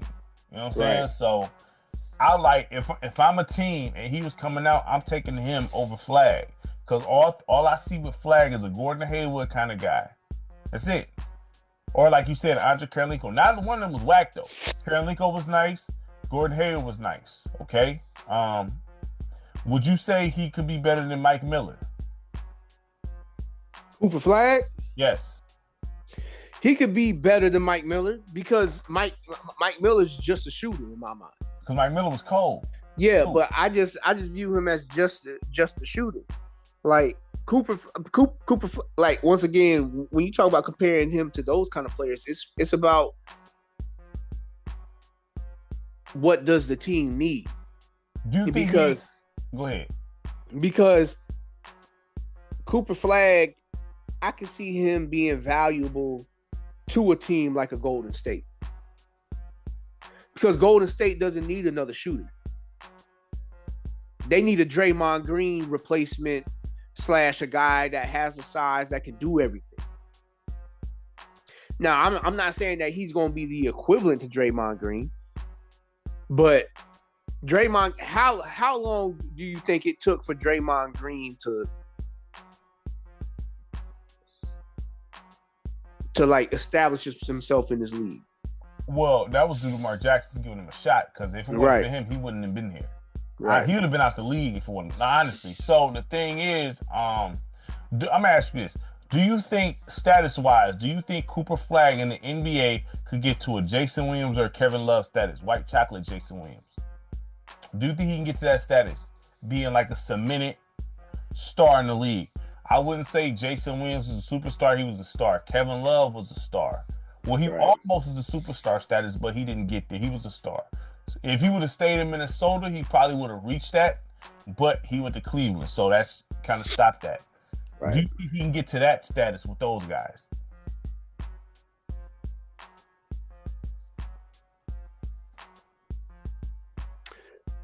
He has the potential to, because he already was on. He was on, or he was running against Team USA, and he was getting like respect from all the players and whatnot. So was it's not like nice, or was they just, you know what I mean? Was they just like, yeah, he was doing his thing, or was they like, no, he was wilding out there, or was they like, oh, he was doing his thing out there, you know what I'm saying? Because it's one thing where you didn't get respect, like, oh, he was holding his own, or was he out there really doing folks dirty? Yeah, see, I don't remember it crazy, so I can't say for sure, but I just know that he got some runs in with them, and he left with the players' respect. Okay. Just because you leave with the players' respect, that don't mean nothing. You know what I'm saying? Right. Because Brian Scalabrine has the players' respect. What was he in the league, though? And I'm not saying he's Brian Scalabrine. I'm just saying players talk highly of Brian Scalabrine. Like, Brian Scal, we respect Scal. That's cool. You know what I'm saying? But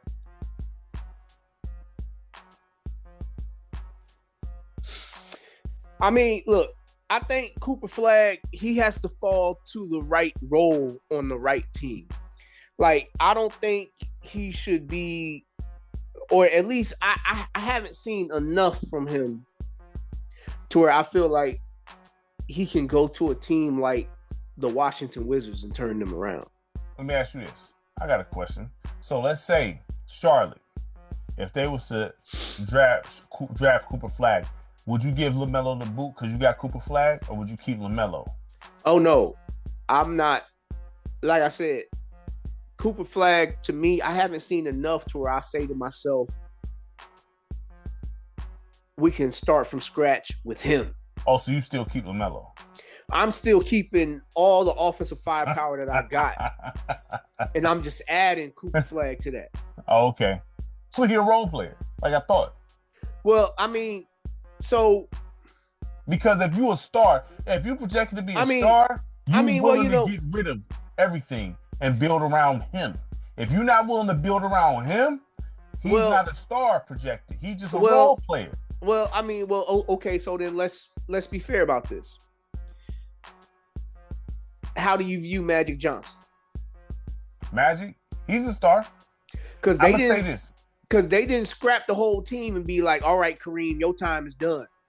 I'm not saying you should have to. I think that's kind of stupid to do that anyway. Personally, I feel that way. You know what I'm saying? But I understand, like, with salary caps and all, because what happened when Brian got there? They blew the whole squad up. Well, that's partially because the players was hating on him. That's true, too. You know what I'm saying? But with Magic, right? When Magic did come back, that year he came, did he play the whole year? How many years when he came back in them? When he came back for LA? Was it 95 or something? He came back. Magic was still cold. You know what I'm saying? When he came back.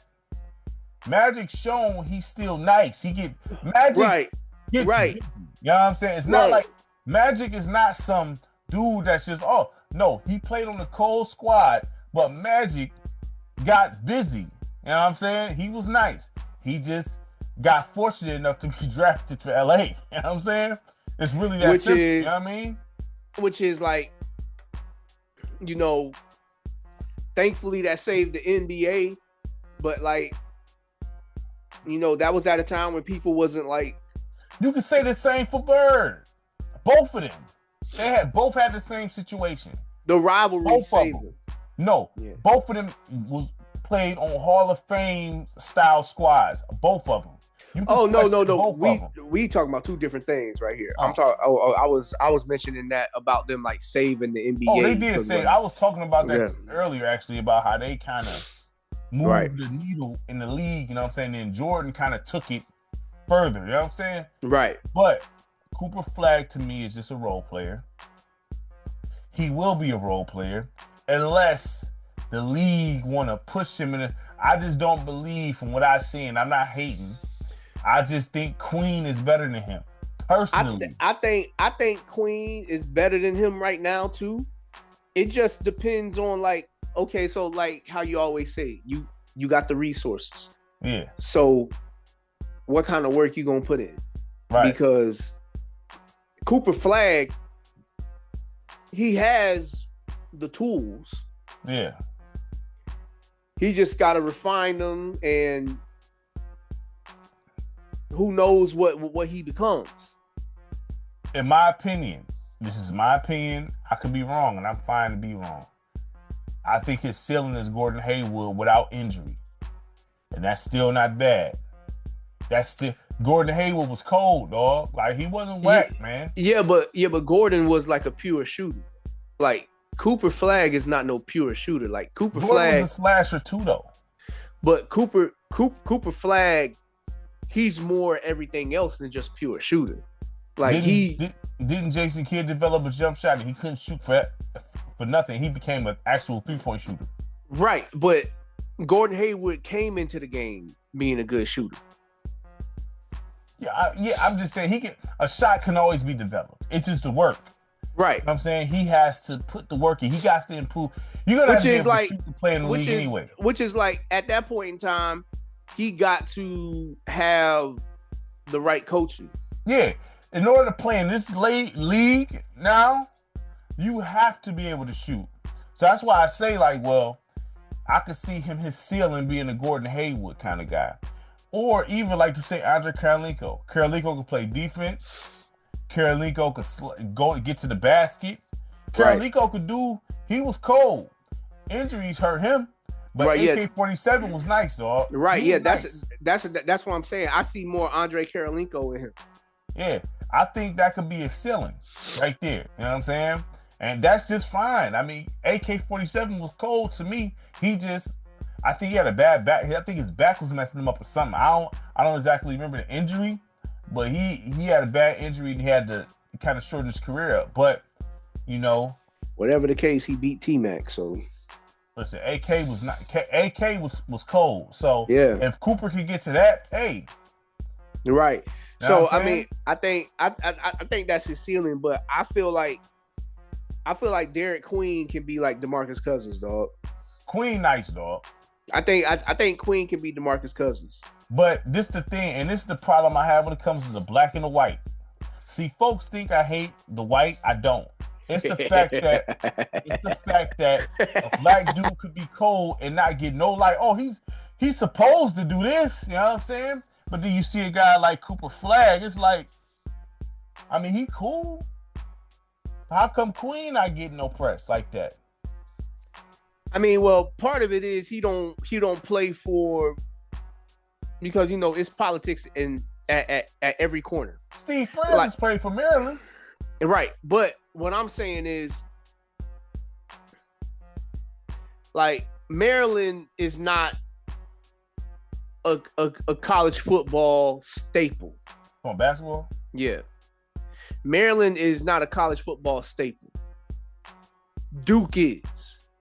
Duke is a college football. You're talking about basketball, right? Basketball. Okay. Yeah, when you talk about basketball, Duke, North Carolina, Michigan, Michigan State, Arizona, UCLA, Syracuse, those are usual suspects when it comes to college basketball. Right. Maryland isn't.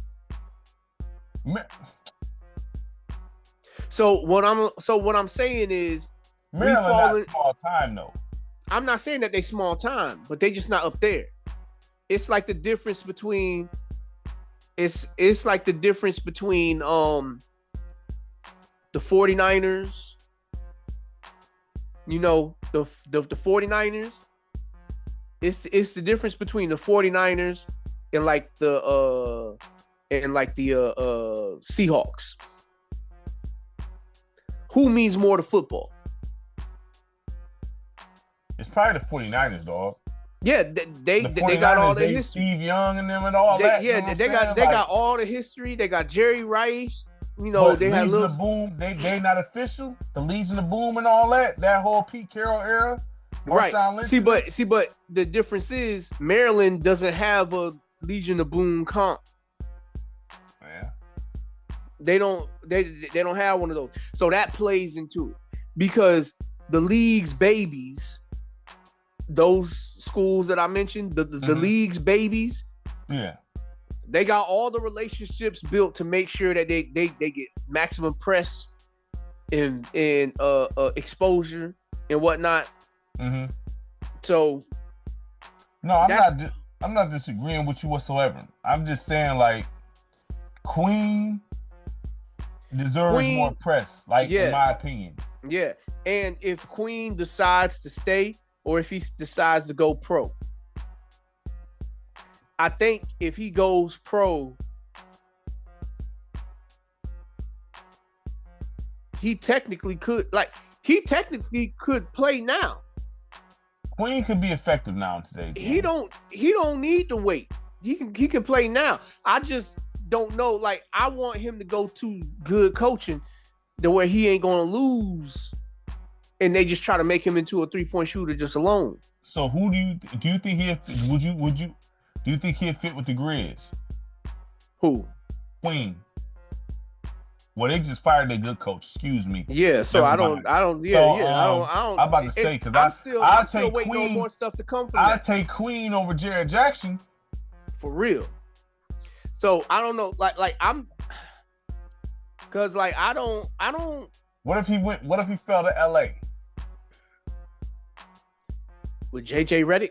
Yep. What if he fell to LA? I don't know if JJ Redick know how to coach a big dude. The way he talk, he know how to coach everything. The way he talk, he can coach everything. So we not gonna do that. He can coach. The way he studied the game, he can coach everything. So if he fell to LA, do you think that would be a good building block with Luka, Queen? You know what I'm saying? Stuff. I mean, if you're just looking at the rosters and you add Queen to it, yeah, that looks real good. It's just, okay, Luka, he ain't no real point guard. He's just passing it when he can't get his shot off. So do you think that's what hurt? So do you think you can win a ring with that? If you got the right people around him to keep him, like, I feel like Bron is one of the right people around him. Austin Reeves is a great number 3, because how long Brian gonna be around for this? I mean, seriously. Maybe another year or two. I don't know. That's kind of up to him. Like, I mean, I'm just saying, with their current team the way it is, assuming things stay the same, and you just add him to this. Yeah. Then, because do you think y'all can get him? Orlando. They ain't gonna want him. I mean, well, you know what? I don't know because Orlando, we might have the chance to get him, but we might prefer something else. You wouldn't want Queen? I would like to have Queen, but Queen need to rebound the ball and he need to defend the paint. So he should probably stay in college for another year, honestly. He could play, but he probably should work on that. Right, but as is, he can go to a team that ain't got nothing established. If he goes to a team that ain't got nothing established, he can come into the league and get busy. Yeah, especially with this loose defense. I mean, you know what I mean? Like low key, y'all. Yeah, we don't got nobody down low. Yeah, y'all. Like for real, like I love Duren. I don't want to get rid of Duren though. Right. Duren's my man. Duren is your rebounder, your paint defense. You could probably slide Queen to the 4 low key and get away with it. He plays like a 4 anyway. You know what I'm saying? He just plays center in college, it looks like. Yeah. You can slide the way he plays, you can slide to the 4. Duren can be the enforcer. You know what I'm saying? Especially if you stick to an old school way lineup. Mm-hmm. If you stick to an old school style of play with your lineup, you can have him and Duren share the floor. Yeah, I'm not against that. Have him and Duren share the floor. Cade run the ones.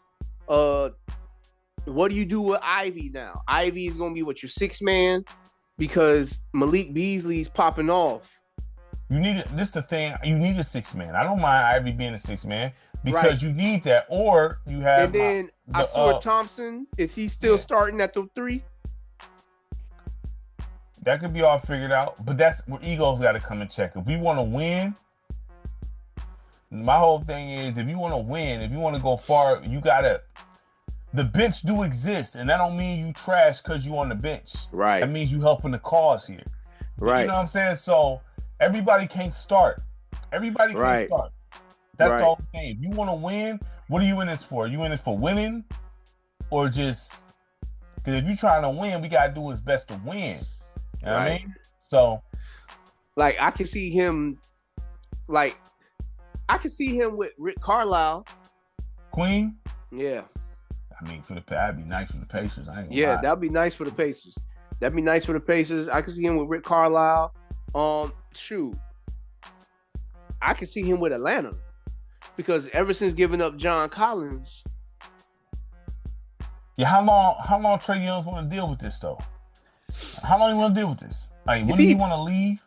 If he making the playoffs this year, I think what happens this year with the play-ins and the playoffs with this team, whatever he sees from these young guys, that'll say a lot about what he wants to do.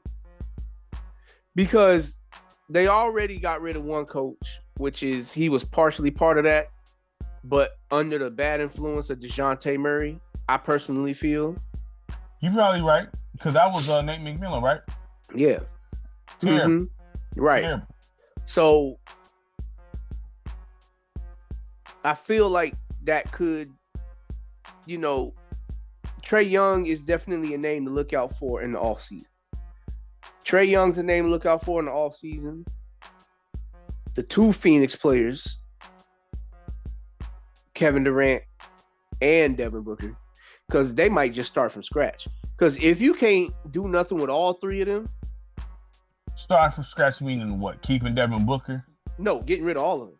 So who's on the market for Devin Booker then? A whole lot of squads would be on the market for Devin Booker. Have you heard anything about them wanting to trade Devin Booker?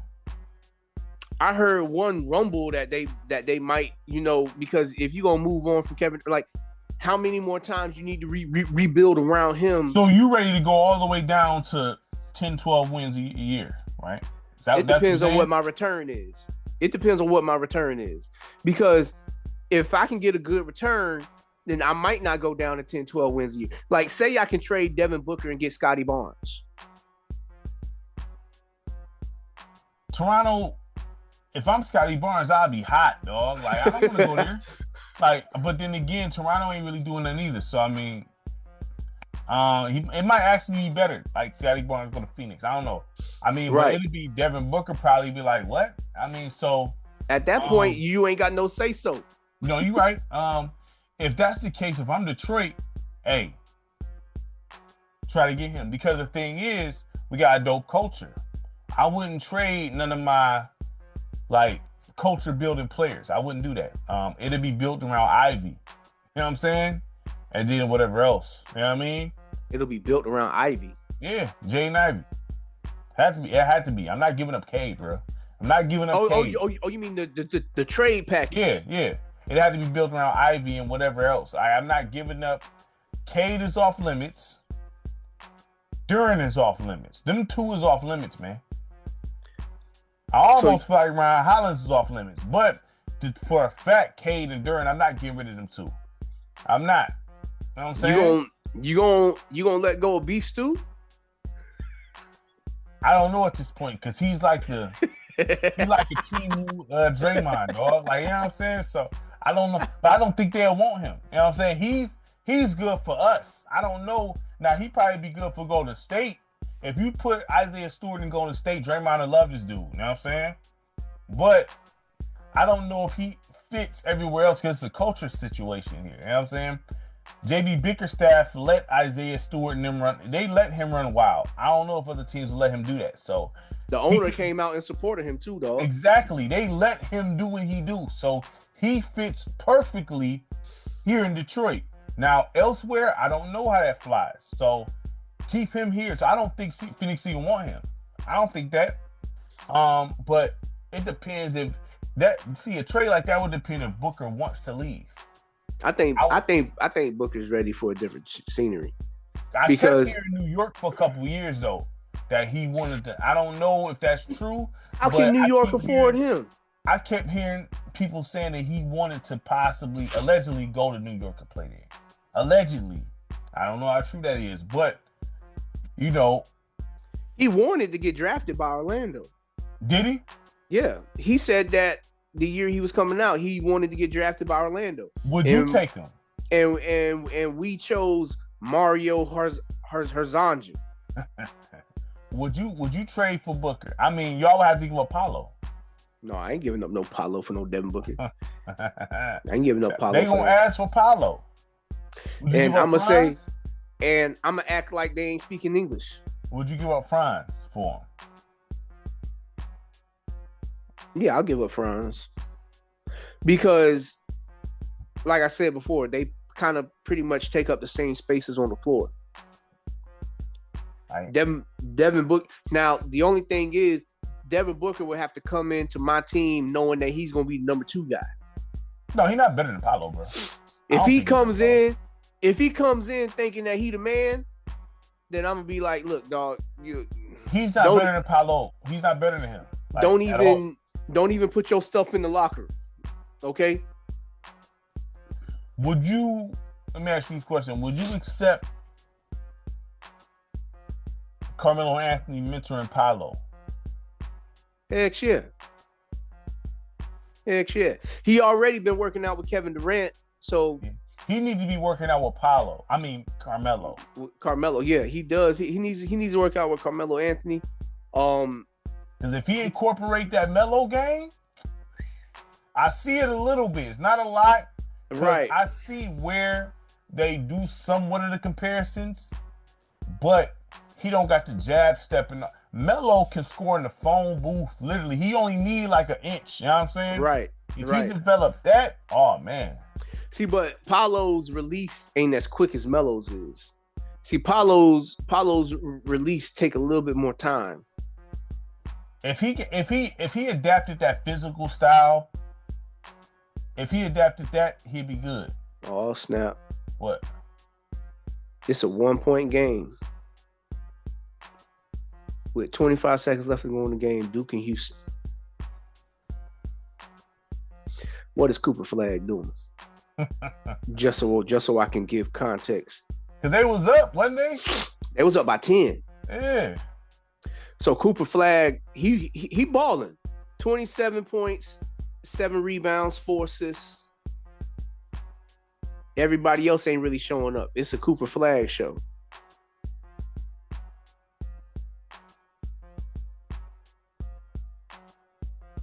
It's a Cooper Flag show.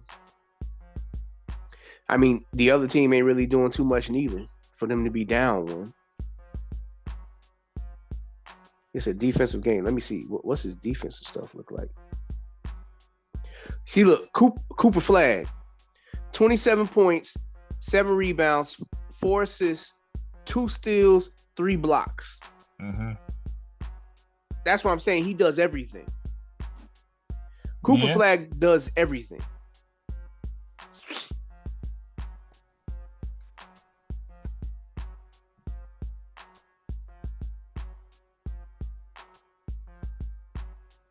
I mean, I'm not disagreeing with what you're saying. I'm not disagreeing with that. I mean, definitely not. But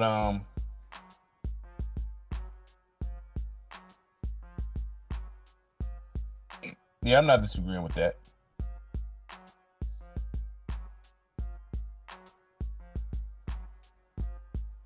Yeah.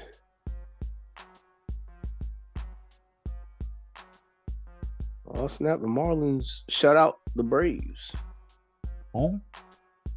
Baseball. Oh, they shut them out on the Braves? 4-0. Braves starting off bad. They 1-8. Yeah, baseball got a long season though. They can turn it around. You got a long time. You know what I'm saying? Like, you know, being 1-8 don't mean nothing, dog. Like, you know, you can turn that around real quick. You know what I'm saying? Detroit smacked Chicago White Sox. Let me ask you a question. If you had to, what do you feel like if you was a professional athlete would be the most, not what you like the most? Baseball. Baseball? Baseball. I feel now, like if you had a family, that's the least wear and tear. The least wear and tear on the body. And you get the most money. Do you think it's wise to stay single, though, doing that? Because you going for, what, 100? I think it's wise to stay single if you plan on playing any professional sports. Okay. If you plan on playing any professional sports, it's wise to stay single. Because that whole road life, I feel you. No, whole road life, like, you know, like you already can't be a dude of high morals and be playing sports like that, because you're gonna be tested every day. So my thing is this. So do you think, okay, what if it's somebody you was with since like middle school or high school? And then it so happened, would you break it off? Tim Duncan stuff. Would you break it off? I'll be on some Tim Duncan stuff. What? Let my family come on the road. He still end up getting a divorce. True, but that would be my stance on that. Okay. I want my family on the road with me. I'm not mad at that stance. I'm just saying, like, you know, because if you've been with that special someone for that long, then I would think and imagine that you would do everything possible to protect that and keep that strong. The trust should be there though, right? It should be there. You know what I'm saying? But on both ends. But you know, like, ain't nobody stupid. Ain't nobody stupid.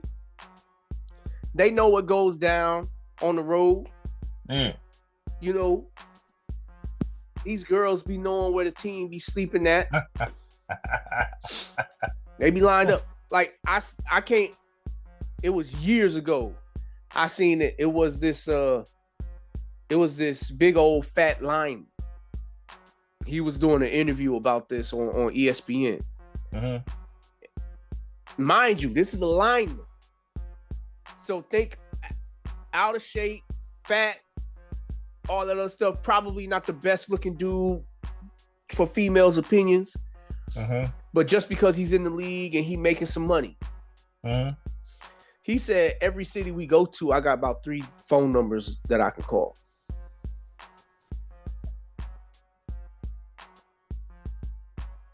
That's a cold shot, especially if you argue. Right. So if you can't bring them with you on the road,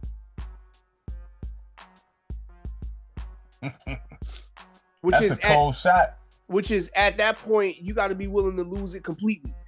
Because if y'all been down since the Lunchables, and you be like, look, I want to, but I know what comes with this, and essentially you saying I don't trust myself long term. That's what I'm saying. Would you cut it off, or would you be like, nah, we gonna rock?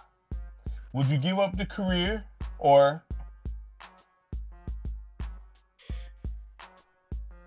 I mean, if it was me, a lot of it would have to do where I'm at that time. Like, what kind of person am I trying to be? Am I trying to be the best athlete ever? Am I trying to go for the thing that will bring real value to life while still being able? Because I would like to think that if you good enough to where you could potentially make it there, you good enough to go to college and you can get you your education and you can capitalize on that.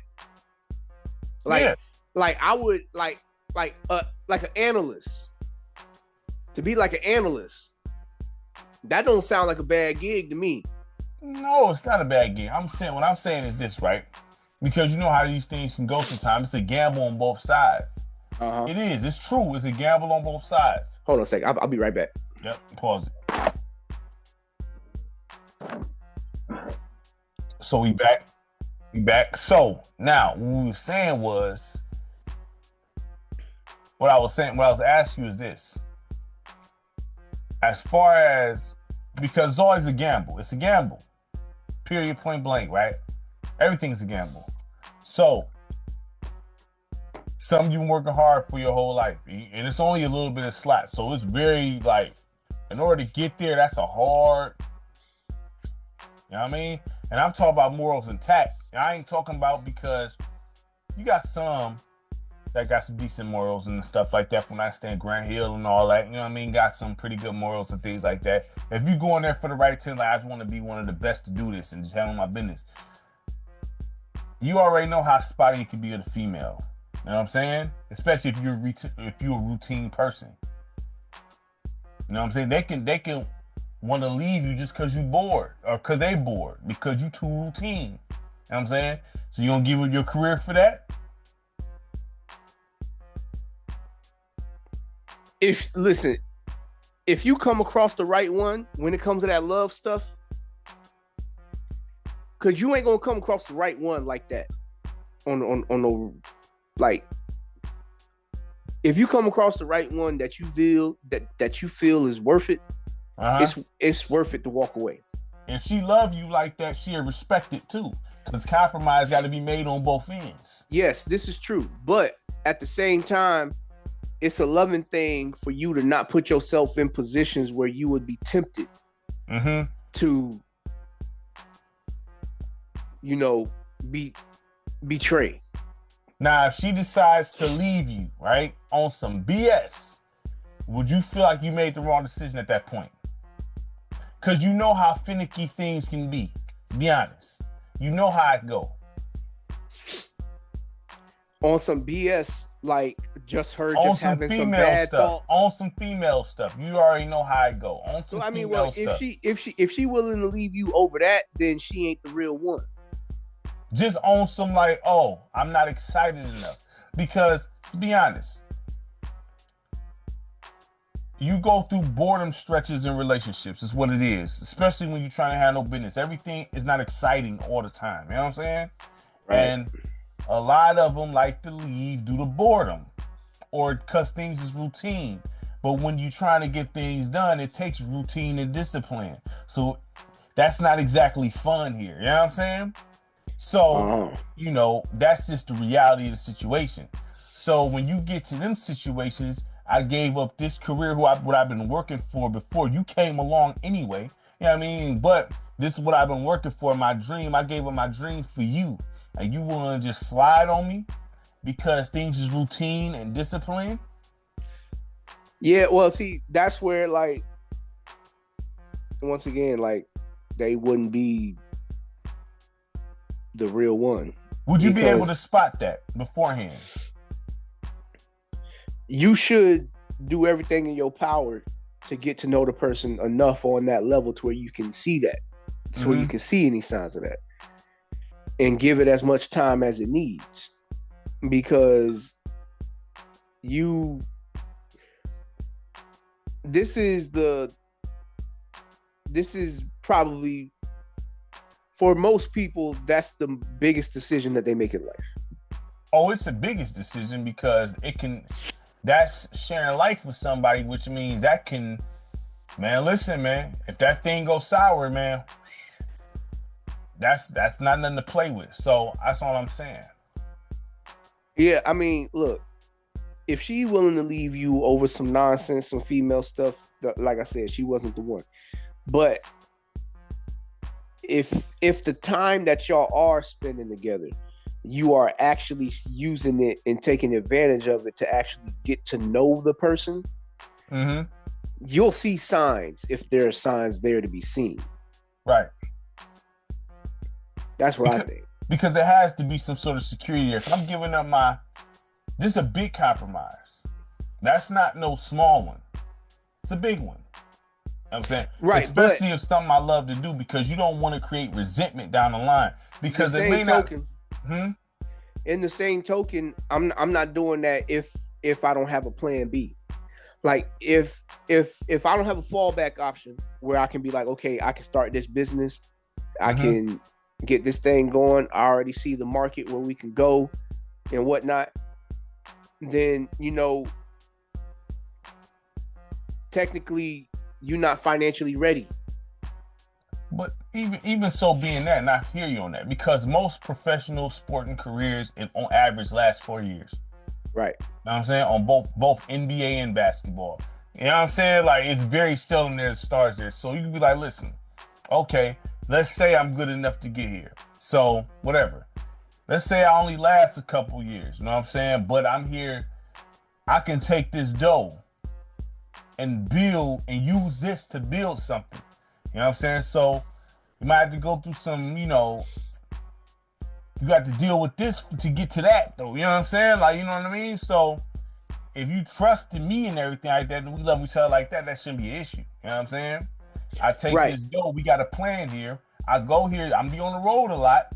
I go here, do what I do to set it up for a future for both of us. You know what I'm saying? Right. You know what I mean? That shouldn't be an issue. Right. But not everybody thinks like that in the operation of I'm going to maintain my innocence. Right. And that's not just on your end either. Because it's at the end of the day, you could be going all the time, and then on the woman's side, you're not here. So I need some company. You know what I'm saying? Right. So it's not just on you either. That's why I said so having her on the road with you it's a protection. It's a protection for both of y'all. Yeah.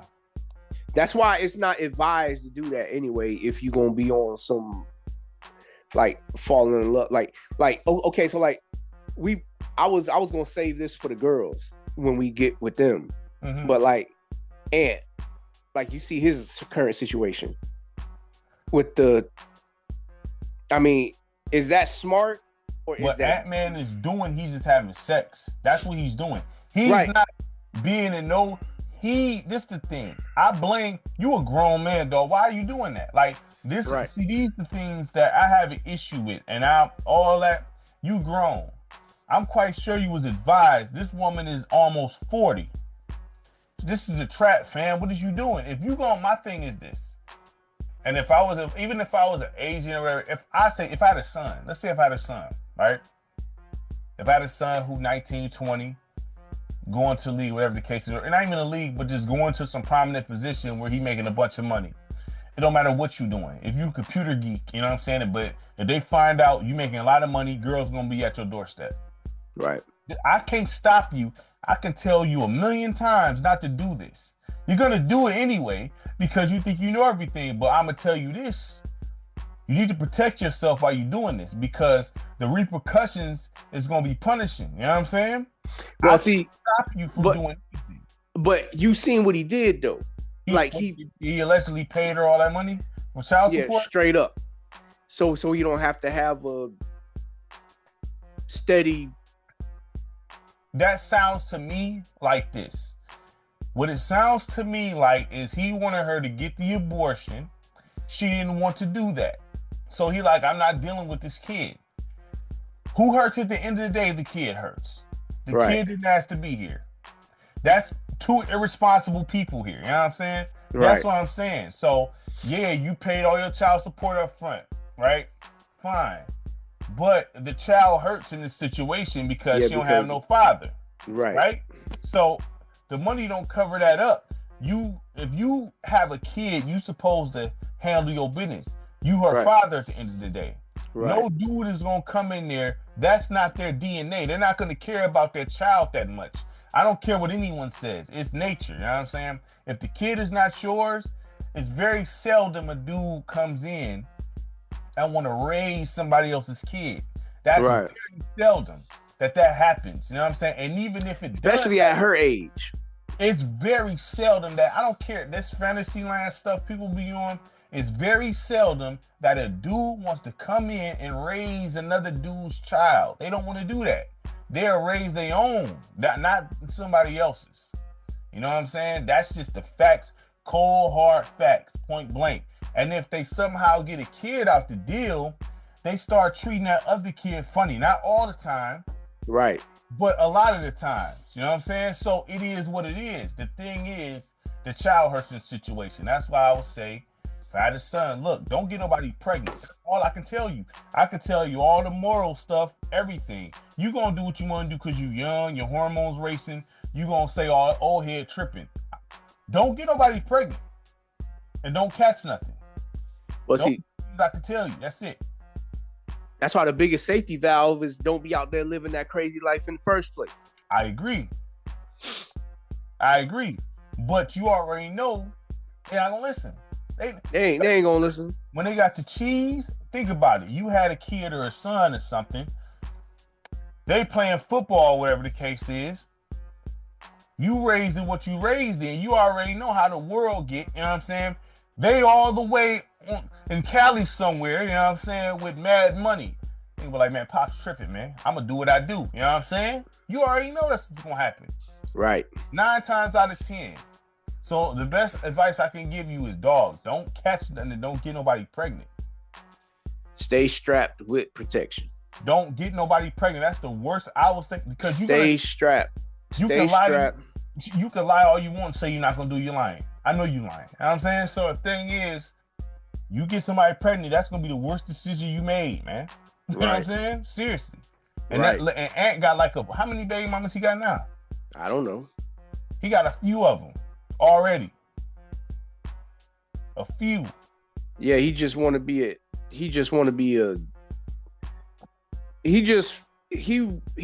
to live the life without the penalties. At the end of the day, the girl, however you want to spin it, the girl got over on you. Yeah. She got with this young hormones racing cat. She went for her last hurrah and got over $1 million out the deal. I don't care how you want to spin it, you lost with that because you have to pay this woman $1 million some for some sex, fam. Right. You kidding me? Yeah. That's crazy to me. You know yeah. What I'm saying? Yeah. I'm gonna bring that up. Are you serious? When we get all together again, I'm gonna bring that up. There ain't no box that expensive. Right. I'm sorry. I don't care how cold you look. Especially with you being like, it is what it. Look, like you said, he is two irresponsible people. It's call it what it is. I keep it the facts going. I don't care. Like there's nothing that expensive. You know what I'm saying? To the point where I gotta pay you $1 million for no, we're not doing this. So the whole thing, because I don't know if you heard about, it was out because JJ Redick had a contract for females. Like, look, allegedly, like, hey, he had a contract for him. Like, hey, if you abortion or we not doing nothing. He had And I'm not surprised with his attitude if that's the case. You know what I'm saying? Allegedly. Right. Allegedly, because I've seen reports like that. If you somehow, you know what I mean? You sign this. If not, we not doing nothing. Right. I mean, look, I'm not saying that's facts, that's alleged. Right. I mean, look.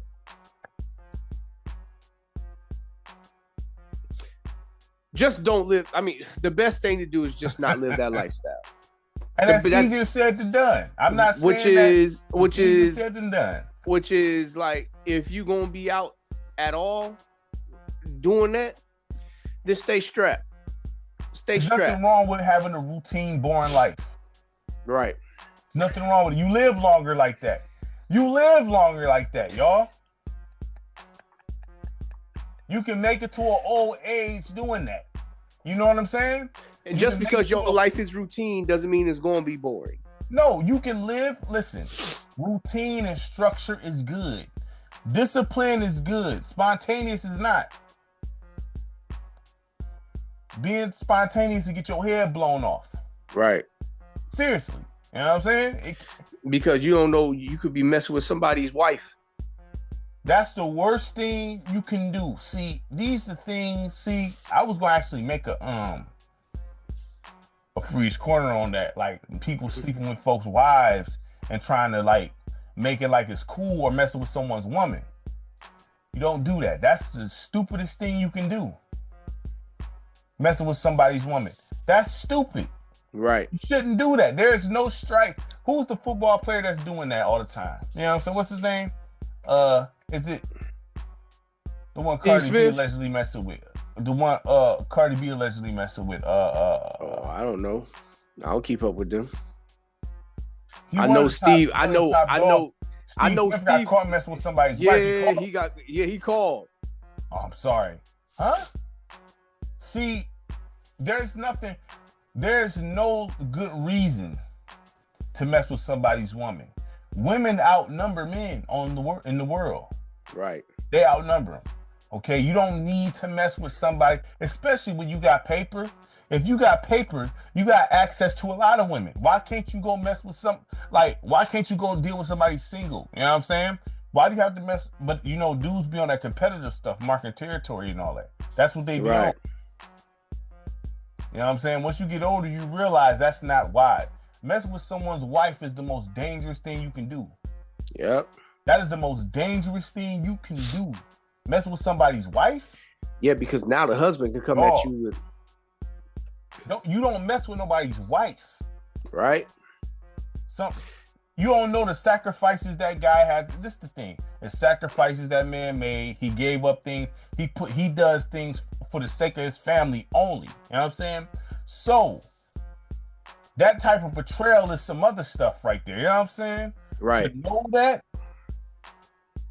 man, listen, hey. I mean, it's not just, see, like, I think about it too, because it's not just revenge at you. He gonna deal with her too.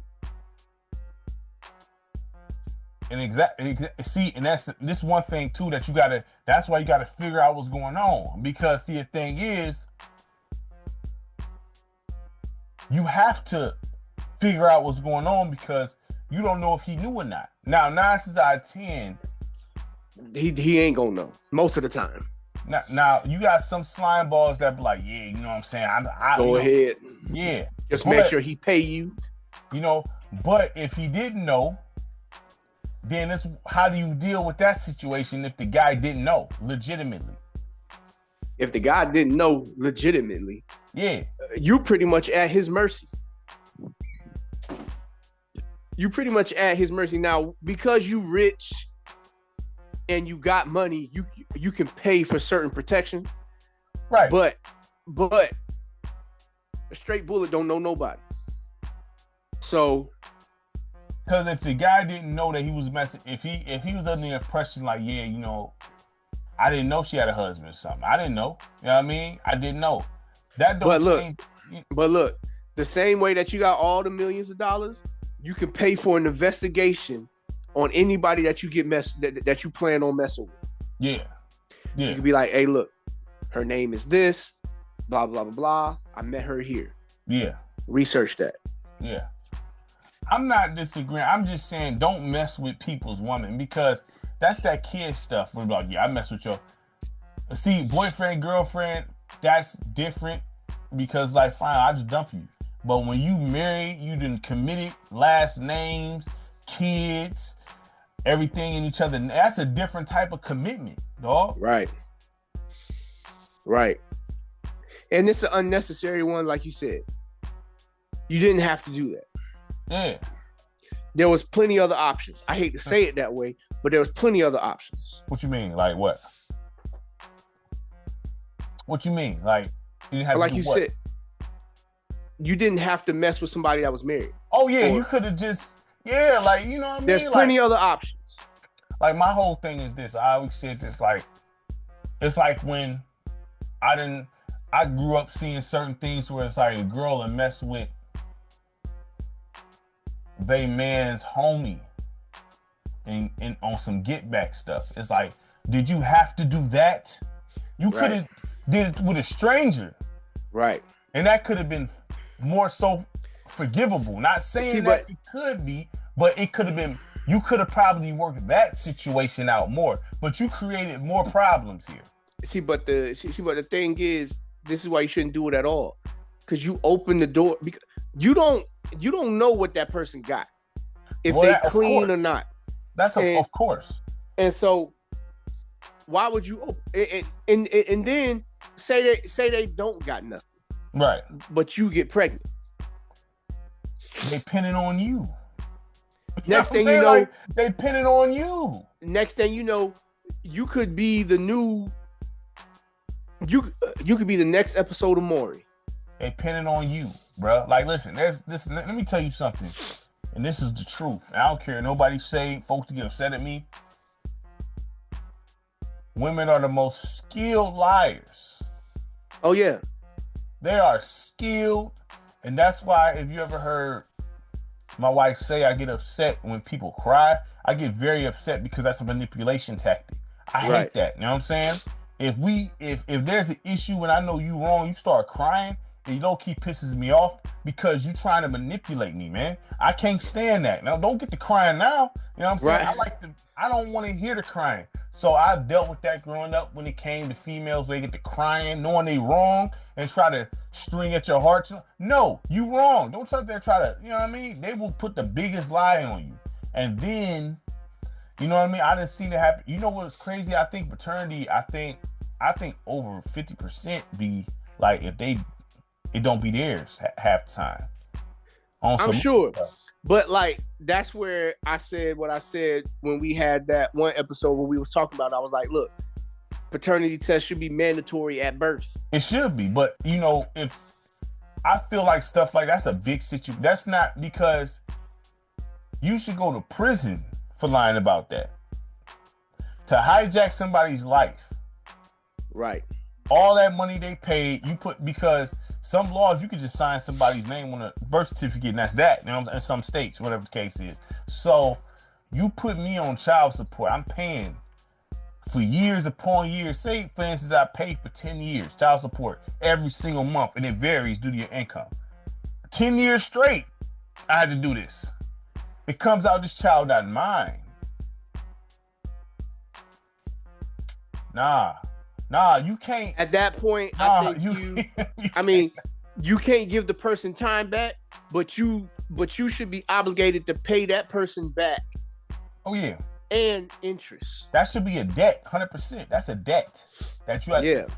That should be a debt that you have to pay back, and if not, credit report, something like that's crazy. You can't just do that and get away with it.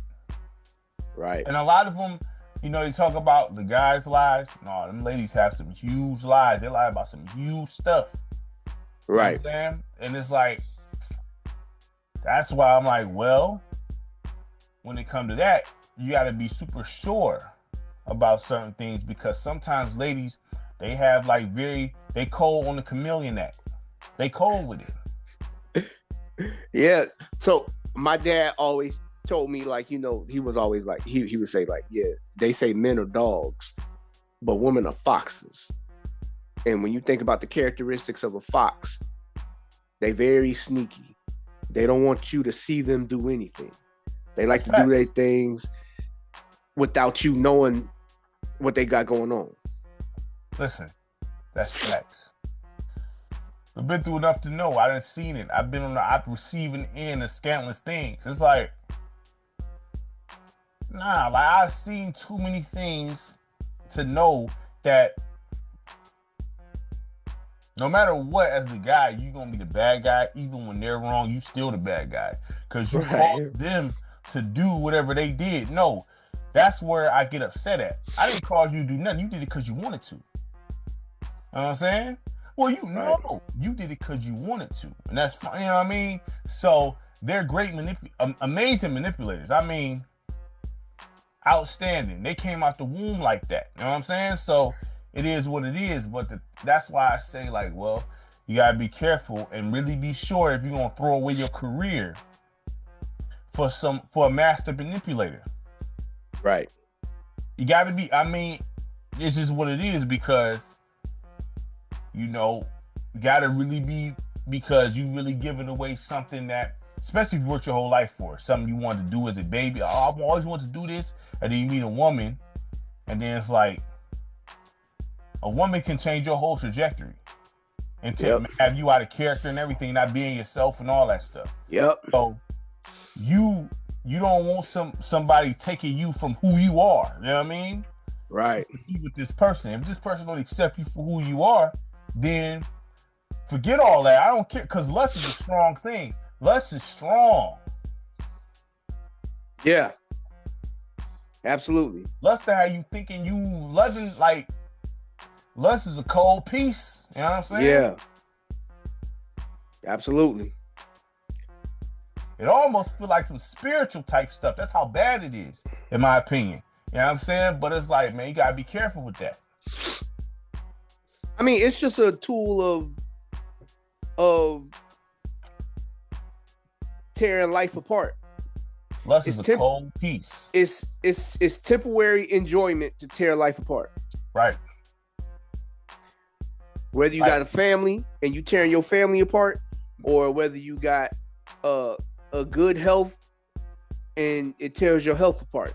Yeah.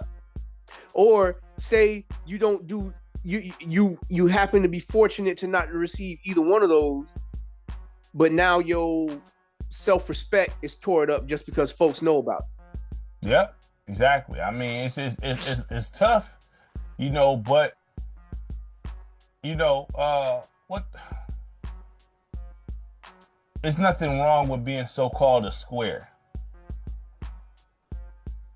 No, because that's gonna, like, I mean, you get made fun so-called of, because you know what I mean. Yeah, because they the ones that ain't really active out here. Which is, look, I mean, me personally, when I see what's walking around out here today,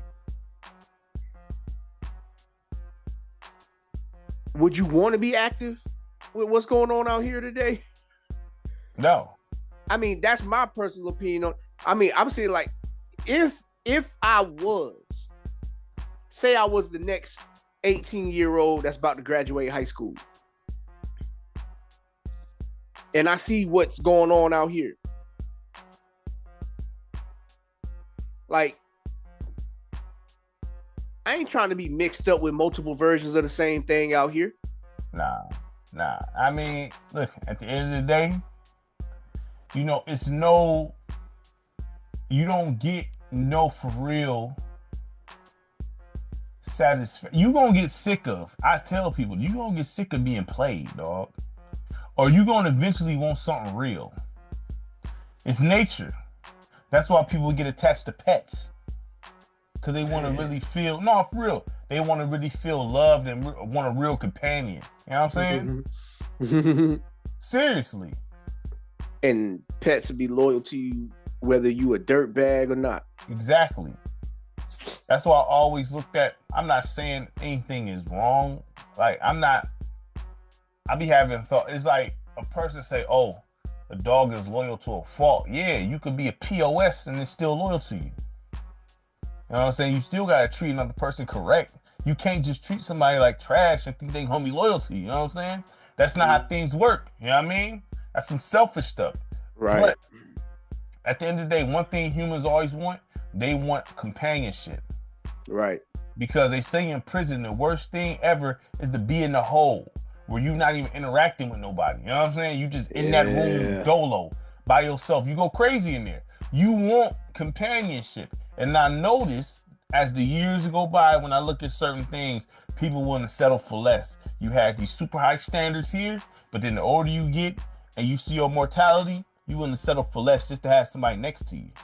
Right.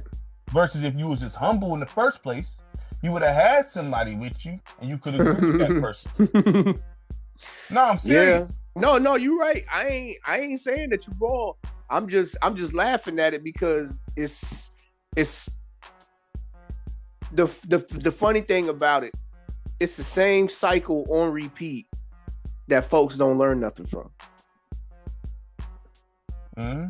Like if dudes was just look around and see what's happening to the dudes that's doing the things that they want to do. Mm-hmm. If they just see what happens to them. Mm-hmm. If they walk away from that and say, I want that for myself, that makes you stupid. Yeah. That makes you stupid. You can't be called smart. That makes you stupid. That makes you stupid. Mm-hmm. You cannot be called smart and look at what's happening and going on to these other what they dealing with and being like, yeah, I want that too. Nah. No, you are officially stupid because you've seen the outcome, mm-hmm. and you was like, I still want to go for the ride. Yeah. All right, stupid is, stupid does. I can't I can't feel bad for you when you have to suffer the consequences of your actions. Yeah, man.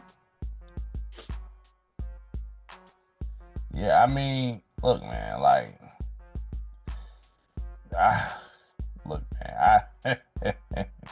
but they look at it as being cool, and I can't sit there and say when I growing up, I didn't think it was cool until, you know, it's not cool. Once you get out of that, you know what's true? You know what I find that's true that people say the best chances you have to find your real wife or husband is in high school and college.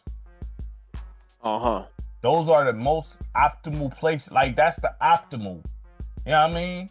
Well, I mean, for some people, I can see that being the case, but that's also the place where folks is the most loose. Because that is true as well. Because, you know, that is true as well. I can't lie. Especially when you stay at college dorms. Oh, college dorms off the chain. I don't know if you've been there.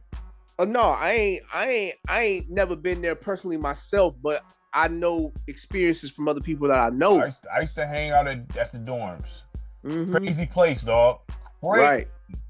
The reason this is, I seen things at EMU college dorm, right?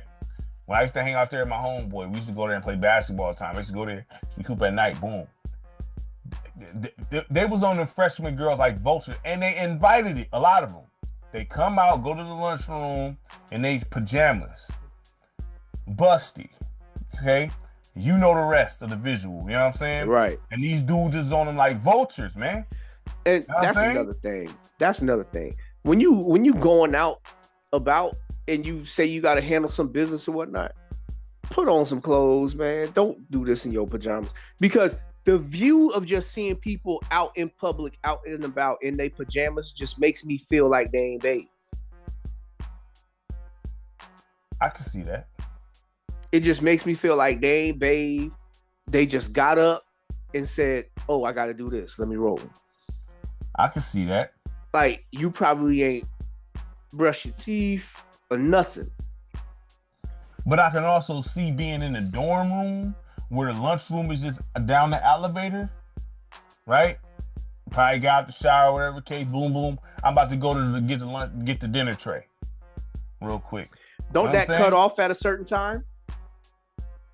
Yeah, they be going down there. I think like when I was there, that was a long, you know what I mean, but they had the little lunchroom or the dinner. They have like dinner and stuff. You got like different kiosks where you can go get some food and all that and order some food. So they'll come down there in their pajamas and all that type of stuff. You know what I mean? And most of them close like 10. You know what I'm saying? They come down there and you got dudes roaming around. They on their head. Yeah. Heavy. You know what I'm saying? All it is the elevator button right down. You know what I mean? And they own them. But they invited though. Oh yeah, for sure. Because girls talk. Oh yeah, down there, that's where all the dudes at. The same way we talk about them, they talk about us. Yeah. So look, if you want it and you looking for it, and you know this is where you got to go to do it, same thing that happened with them. All you gotta do is just go down there. Sure about that one. Yeah. That right there. But yeah, that pajamas look, that just make you look like you ain't bathe at all. Mm-hmm. I can't stand that. That is one of the most unpleasant sights to see. For me personally. It's one of the most unpleasant sights to see because it just makes me feel like if I stand by you, you stink. like you literally stink. Hey man. And I know that's not true for all of them, but I've been around enough of them to where I'm not just making this up. I'm not pulling this out the air. Like I've been around enough of them to where I feel to where I've been like, man, look, yo, you came out like this? Well, I'm gonna cut some bail. You know,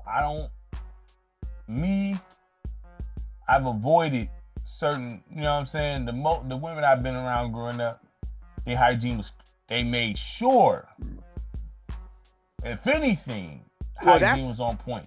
If anything, if they came out with pajamas, bonnets, whatever, hygiene always on point. You know what I'm saying? Always. Well, that's why I'm saying, like, as time has gone on, the morals and values of everybody has constantly been doing that. Yeah. That stock drop. You know, it's like it's because it's too easy to intermingle with the opposite sex that you don't have to uphold the same standard no more. Yeah. You don't have to uphold a standard anymore because nobody's living by it. So when everybody's out here living a life of being funky and stanky, they just view you as one of them.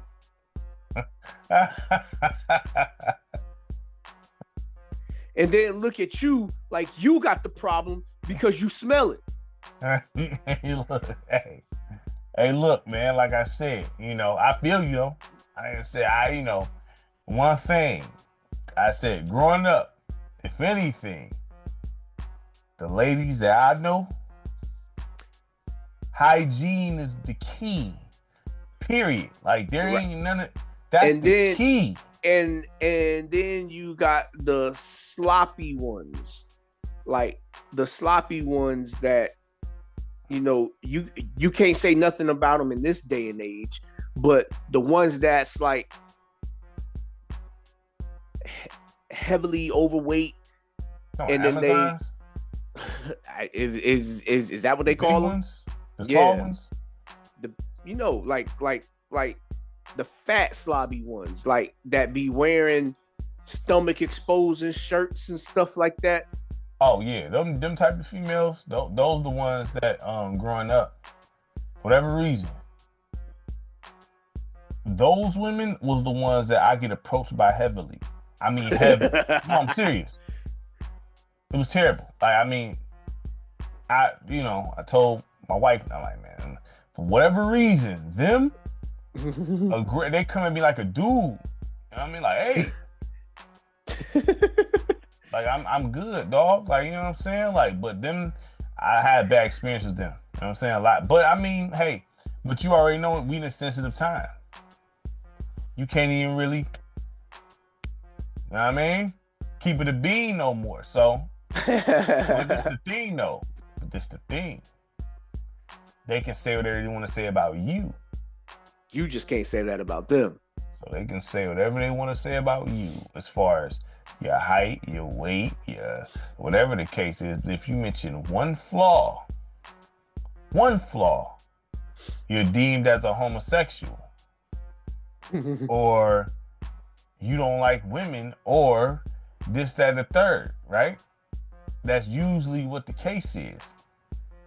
Or you misogynist or something like that. Hey, it is what it is. But yeah, I'm gonna bring that back up when we get with all of them, because I'm pretty sure they gonna have something to say about that. What about what? That Anthony Edwards.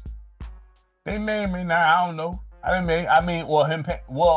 Yeah, you might. That'd be good, because I don't know what because even you'll have a lot saying this. Even though he paid the child support, that's not enough. You're supposed to be there, which you had the child. You're supposed to be there. You know what I'm saying? Right. But there's no way on God's green earth I'm giving this broad $1 million for nothing. Right. $1 million. I'm gonna take care of my kid. I'm not giving you nothing. You know, I mean that's me though. You know what I'm saying? I will fight that with hell and high water, dog. But some people, like, I was seeing some people commenting on it, and they was like, man, she had to be that bad to where he said, I don't want nothing else to do with you.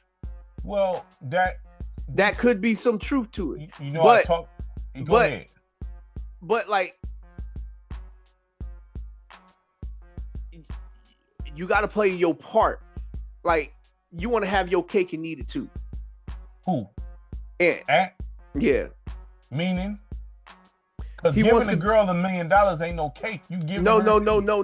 What I'm saying is he wants to have all the sex in the world without the consequence of the possible results. Well, that's why I said you gotta be held accountable for that nonsense. That's stupid. Right. You know what I'm saying? Right. So what my thing is this. This is honestly because I heard Vlad say this. This the thing. And I'm not against it. This, if you got dough like that, if you know you want some kids right down the line, and if you're gonna be running around doing that nonsense with no condom, go freeze your sperm and have a vasectomy. Yeah. Go freeze your sperm and have a vasectomy. If you know you want kids later, go do what you got to do. Freeze your sperm, handle that to whatever, and go get a vasectomy. Seriously. Because you don't want children as a lifelong problem. Salute to anyone who want families and things like that. I'm not saying if you plan kids, I'm not talking about y'all. If you plan kids or want a family, but that's a real response. That's a responsibility even when they're adults. You know what I'm saying? Right. Because you still are their father. Yeah, they think, once 18, it's never over. You know what I'm saying? It's never over. They may have to come back and live with you. They may have some grandkids, some kids. You know what I'm saying? Right. You always gonna be involved. That's a lifelong thing. There's nothing that stops you from being a parent. Period. That whole 18 and over with don't exist. You know what I'm saying? Mm-hmm. What happens if you find your kid on the street? You ain't gonna let him stay there. Man, come on, man. Like, you know what I'm saying? If you any decent individual. You know what I'm saying? Like, now there is scumbags out there that can walk away from that. On the street. That's what that's what I'm saying. There is some scumbags out there that would just walk by. I can't imagine my kid just being on the street messed up and I'm just gonna walk by. You have to come live with me. You have to. Yeah, but that's why I'm saying, like, there's some dudes out there that really, because there's some dudes that do worse than that. Mm-hmm. There's some dudes like fatherhood really scares the life out of some dudes. Well, guess what? You know what you need to do? Use your hand then, if that's the case.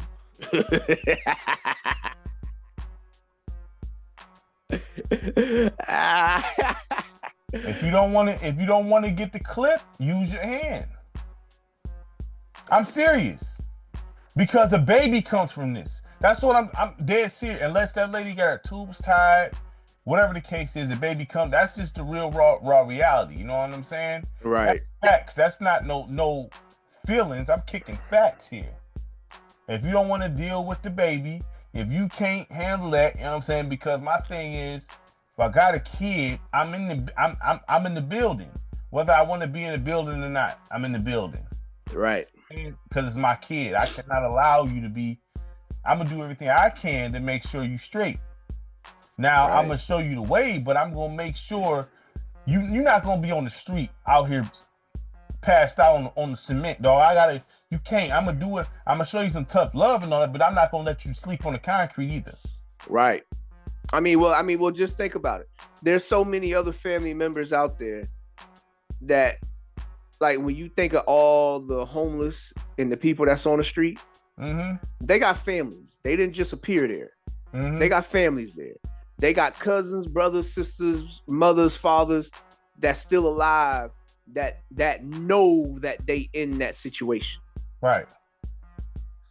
So it's not beyond mankind to see a child and be like, yeah, doesn't move me at all.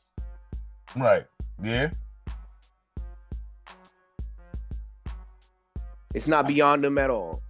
No, I agree. With Ant-Man, like at the end of the day, you pay child support. He's somebody that has the means, though, to do it. But even so being, it's more than just money to raise your kid. Yeah. That's what I'm saying. He has all the means to do it. Even if you don't want to have a lot to deal with her, you have all the means to do this. That's a daughter. You have to be in your daughter's life, man. Look,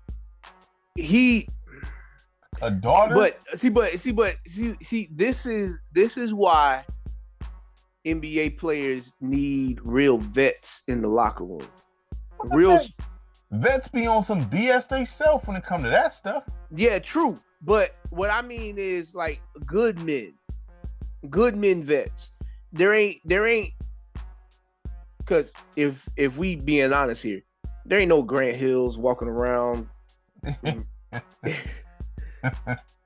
You know, like what vet would you sit there and say, like, yo, listen, because they all be getting it in, like, you know what I'm saying, for the most part. Yeah, he need to have, like, you can't say go talk to a pastor. They crooked too. They. So I mean, what you know what I mean? Like, who you gonna talk to over on that sector that's gonna, besides just saying just protect you? The best advice he gonna get from any of them dudes is protect yourself. That's it. Yeah, that's what I'm saying. You ain't gonna get on some real stuff, and I'm just keeping it 100. They not gonna, cause even the old heads, they do their thing, and sometimes they worse than the young dudes. Yeah, I mean, it's just one of those things. There's a certain comfort that comes with nobody knowing your business, because that's 100. But see, because then they feel like they can get away with anything. The world not knowing. You relinquish that right when you running around screwing all these. Listen, this day and age of people not knowing your business is gone. See, you over here want to mess with these certain females that's looking for clout. They gonna get straight on the internet. All they gotta do is tag your name. Right. Boom. You know what I'm saying? Like, so that day is gone. If you out here doing, unless you AC green out here, they gonna know what you doing, because people don't know how to keep their mouth closed, even if you want to keep your mouth closed. unless you go do the good old sign NDAs. You know what I'm saying? Put that in, work up some NDAs. You know what I'm saying? Sign this. If you sign this, you're getting sued. Or if you mention me or anything, it's a harsh penalty for this. Right. I mean, look, it's stupid. That's why I said the best answer is to not even live that lifestyle. AC Green. The best answer is to not even live that lifestyle. AC Green, dog. Be AC Green. You think anybody can be AC Green nowadays? If he could do it, everybody else can do it. It just takes a certain level of discipline. I'm just saying, like, you know. Which is like something that, you know, this new era lacks a lot, is discipline. They lack discipline. They lack because when things get hard, that's like the easy cop out. It's just hard. It's hard. Going getting somebody pregnant, you make No. Like, it's hard. It's hard not to sleep with that female. You know, Why? Because you know, we was in the club and she was looking at me and she was looking good, and I mean, it's hard. It's just hard. You're asking too much. That's something that's impossible. It's hard. What you mean it's hard? No, you just don't want to do it. You just don't want to do it. You wanted to mess with her just like she wanted to mess with you. And you knew to a degree, because you're not stupid. All them rookie seminars that they be going to where the vets be talking about their experiences, you know what can happen to you. Right, yeah. So you knew all of this. You just still was willing to risk it all. Look, I agree. That's why I'm like, man, look.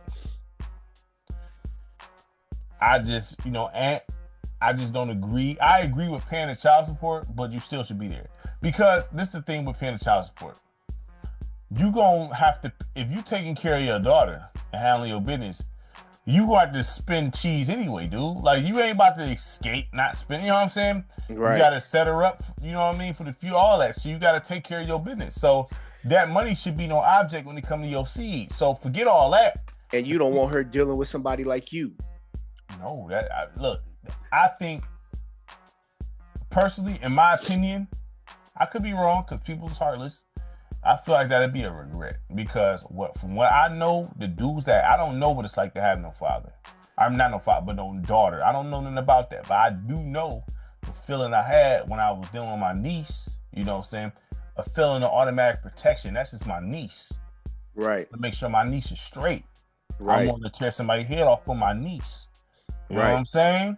My DNA is in her. You know what I'm saying? Right. I want to make sure my niece is straight. Like, you know what I mean? Exactly. The first thing, they soften you up. So my niece came through. Oh, you have here. You know what I mean? Straight. You know what I mean? Like, straight up. Automatic protection mode. Off rip. So imagine if it's your daughter. How can you just leave your daughter out here hanging? I don't see how you can do that. I don't, personally. Right. Just the feeling I got with the niece, I can imagine it be your actual daughter with your wife or your woman. Right. How you gonna be like, nah, this is and make sure my daughter's straight at all times. You know what I'm saying? Right. I would think that's what you would do. You know what I'm saying? Yeah, I mean, well, you know. Do you feel like your father is very protective of your sister?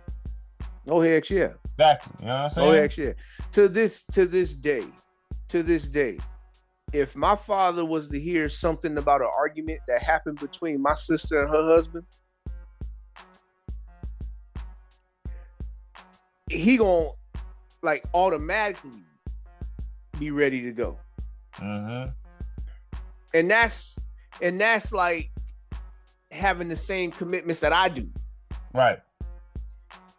Knowing all of that, he gonna be automatically like looking at him like, right, you know, giving him that death look, right, you know, because he was in the military, so he knows some different stuff, right. So that death look from him is gonna be different than the death look that I would get, right. Regardless to what, he gonna give it, and he gonna be ready to act it out. because like you know those certain people in the family where you try to keep things from because you know if they hear about it, it's gonna go yeah, pretty much. Yeah. Automatically. Yeah. That's him. Yeah. That's him. You're gonna be like, look, we can't talk about this right now because you know you right there. Right. You don't want this to be because it'll turn into something that it don't need to turn into. Exactly. That's my father. And that's just, I mean, like I said, every dude I know that have a daughter, all of them said this universally. That's a different feeling than the son. Like it's a whole different feeling. It's like, I don't know it. I can't say I know it. I can only go on what other people say. When your daughter is like a whole, that's a different that's a different level of like love and protection. So I don't know if the Ant-Man even seen his daughter before.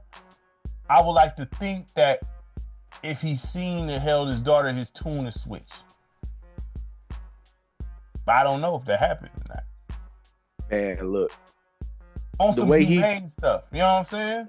The way he talked, and for him to do this, I don't know. I can't put nothing past him. Yeah, that's what I'm saying. I don't know. It's just, I can't imagine. I can't put nothing past him. And if this becomes like full-fledged public knowledge that he's not only just paying off, but he's not having nothing to do with it, nothing to do with the daughter, then I can see the Minnesota fans or any fan base of that matter, they're gonna let them know about that with signs. They gonna have chants and all of that stuff. Like, even though like the world is messed up in itself, there's still a lot of decent people still in it. And your daughter, right. I've always said one thing: if I was ever have a kid, I don't want no girl. Oh, I'm scared what that'll do to me. I don't want that now. Yeah, because if you have a girl, I used to always tell folks this: if you have a girl, you gotta clean your gun. Right. You gotta clean because you already know what's out here. Right. You out here. Mm-hmm. A younger version of you and all your friends that you know is gonna be out here. Right. And when she gets older, it's gonna be the same type of stuff. Right. And in this day and age, in this day and age, it could be that same sex stuff. Yeah, that's something I can't go for there. Like I said this before, I can't really stay on too much because I'm at 2%. Yeah, you about to end anyway. So, but really quick, we can talk about it again later. But if I was to become a father and have a son, my biggest fear would be he come to me and say he coming out the closet. That would be my biggest fear. Yeah, I can't rock, man. Fam, listen. That would be my biggest fear. That is my biggest fear. I'm scared as to how I would handle it. I'm scared. I'm scared as to how I would handle it. Like everything might be on the table at that point. Everything gonna be on the table at that point. Everything on the table. Like I hate that much. I mean, look, everybody got a right to choose what they gonna do, what they like, right? But like that right there, that right there is one of those things where it's like that goes against everything in me. I feel you, though. Yeah, I feel you, but we can go ahead and end it there since you had 2. Yeah. Mm-hmm. I mean.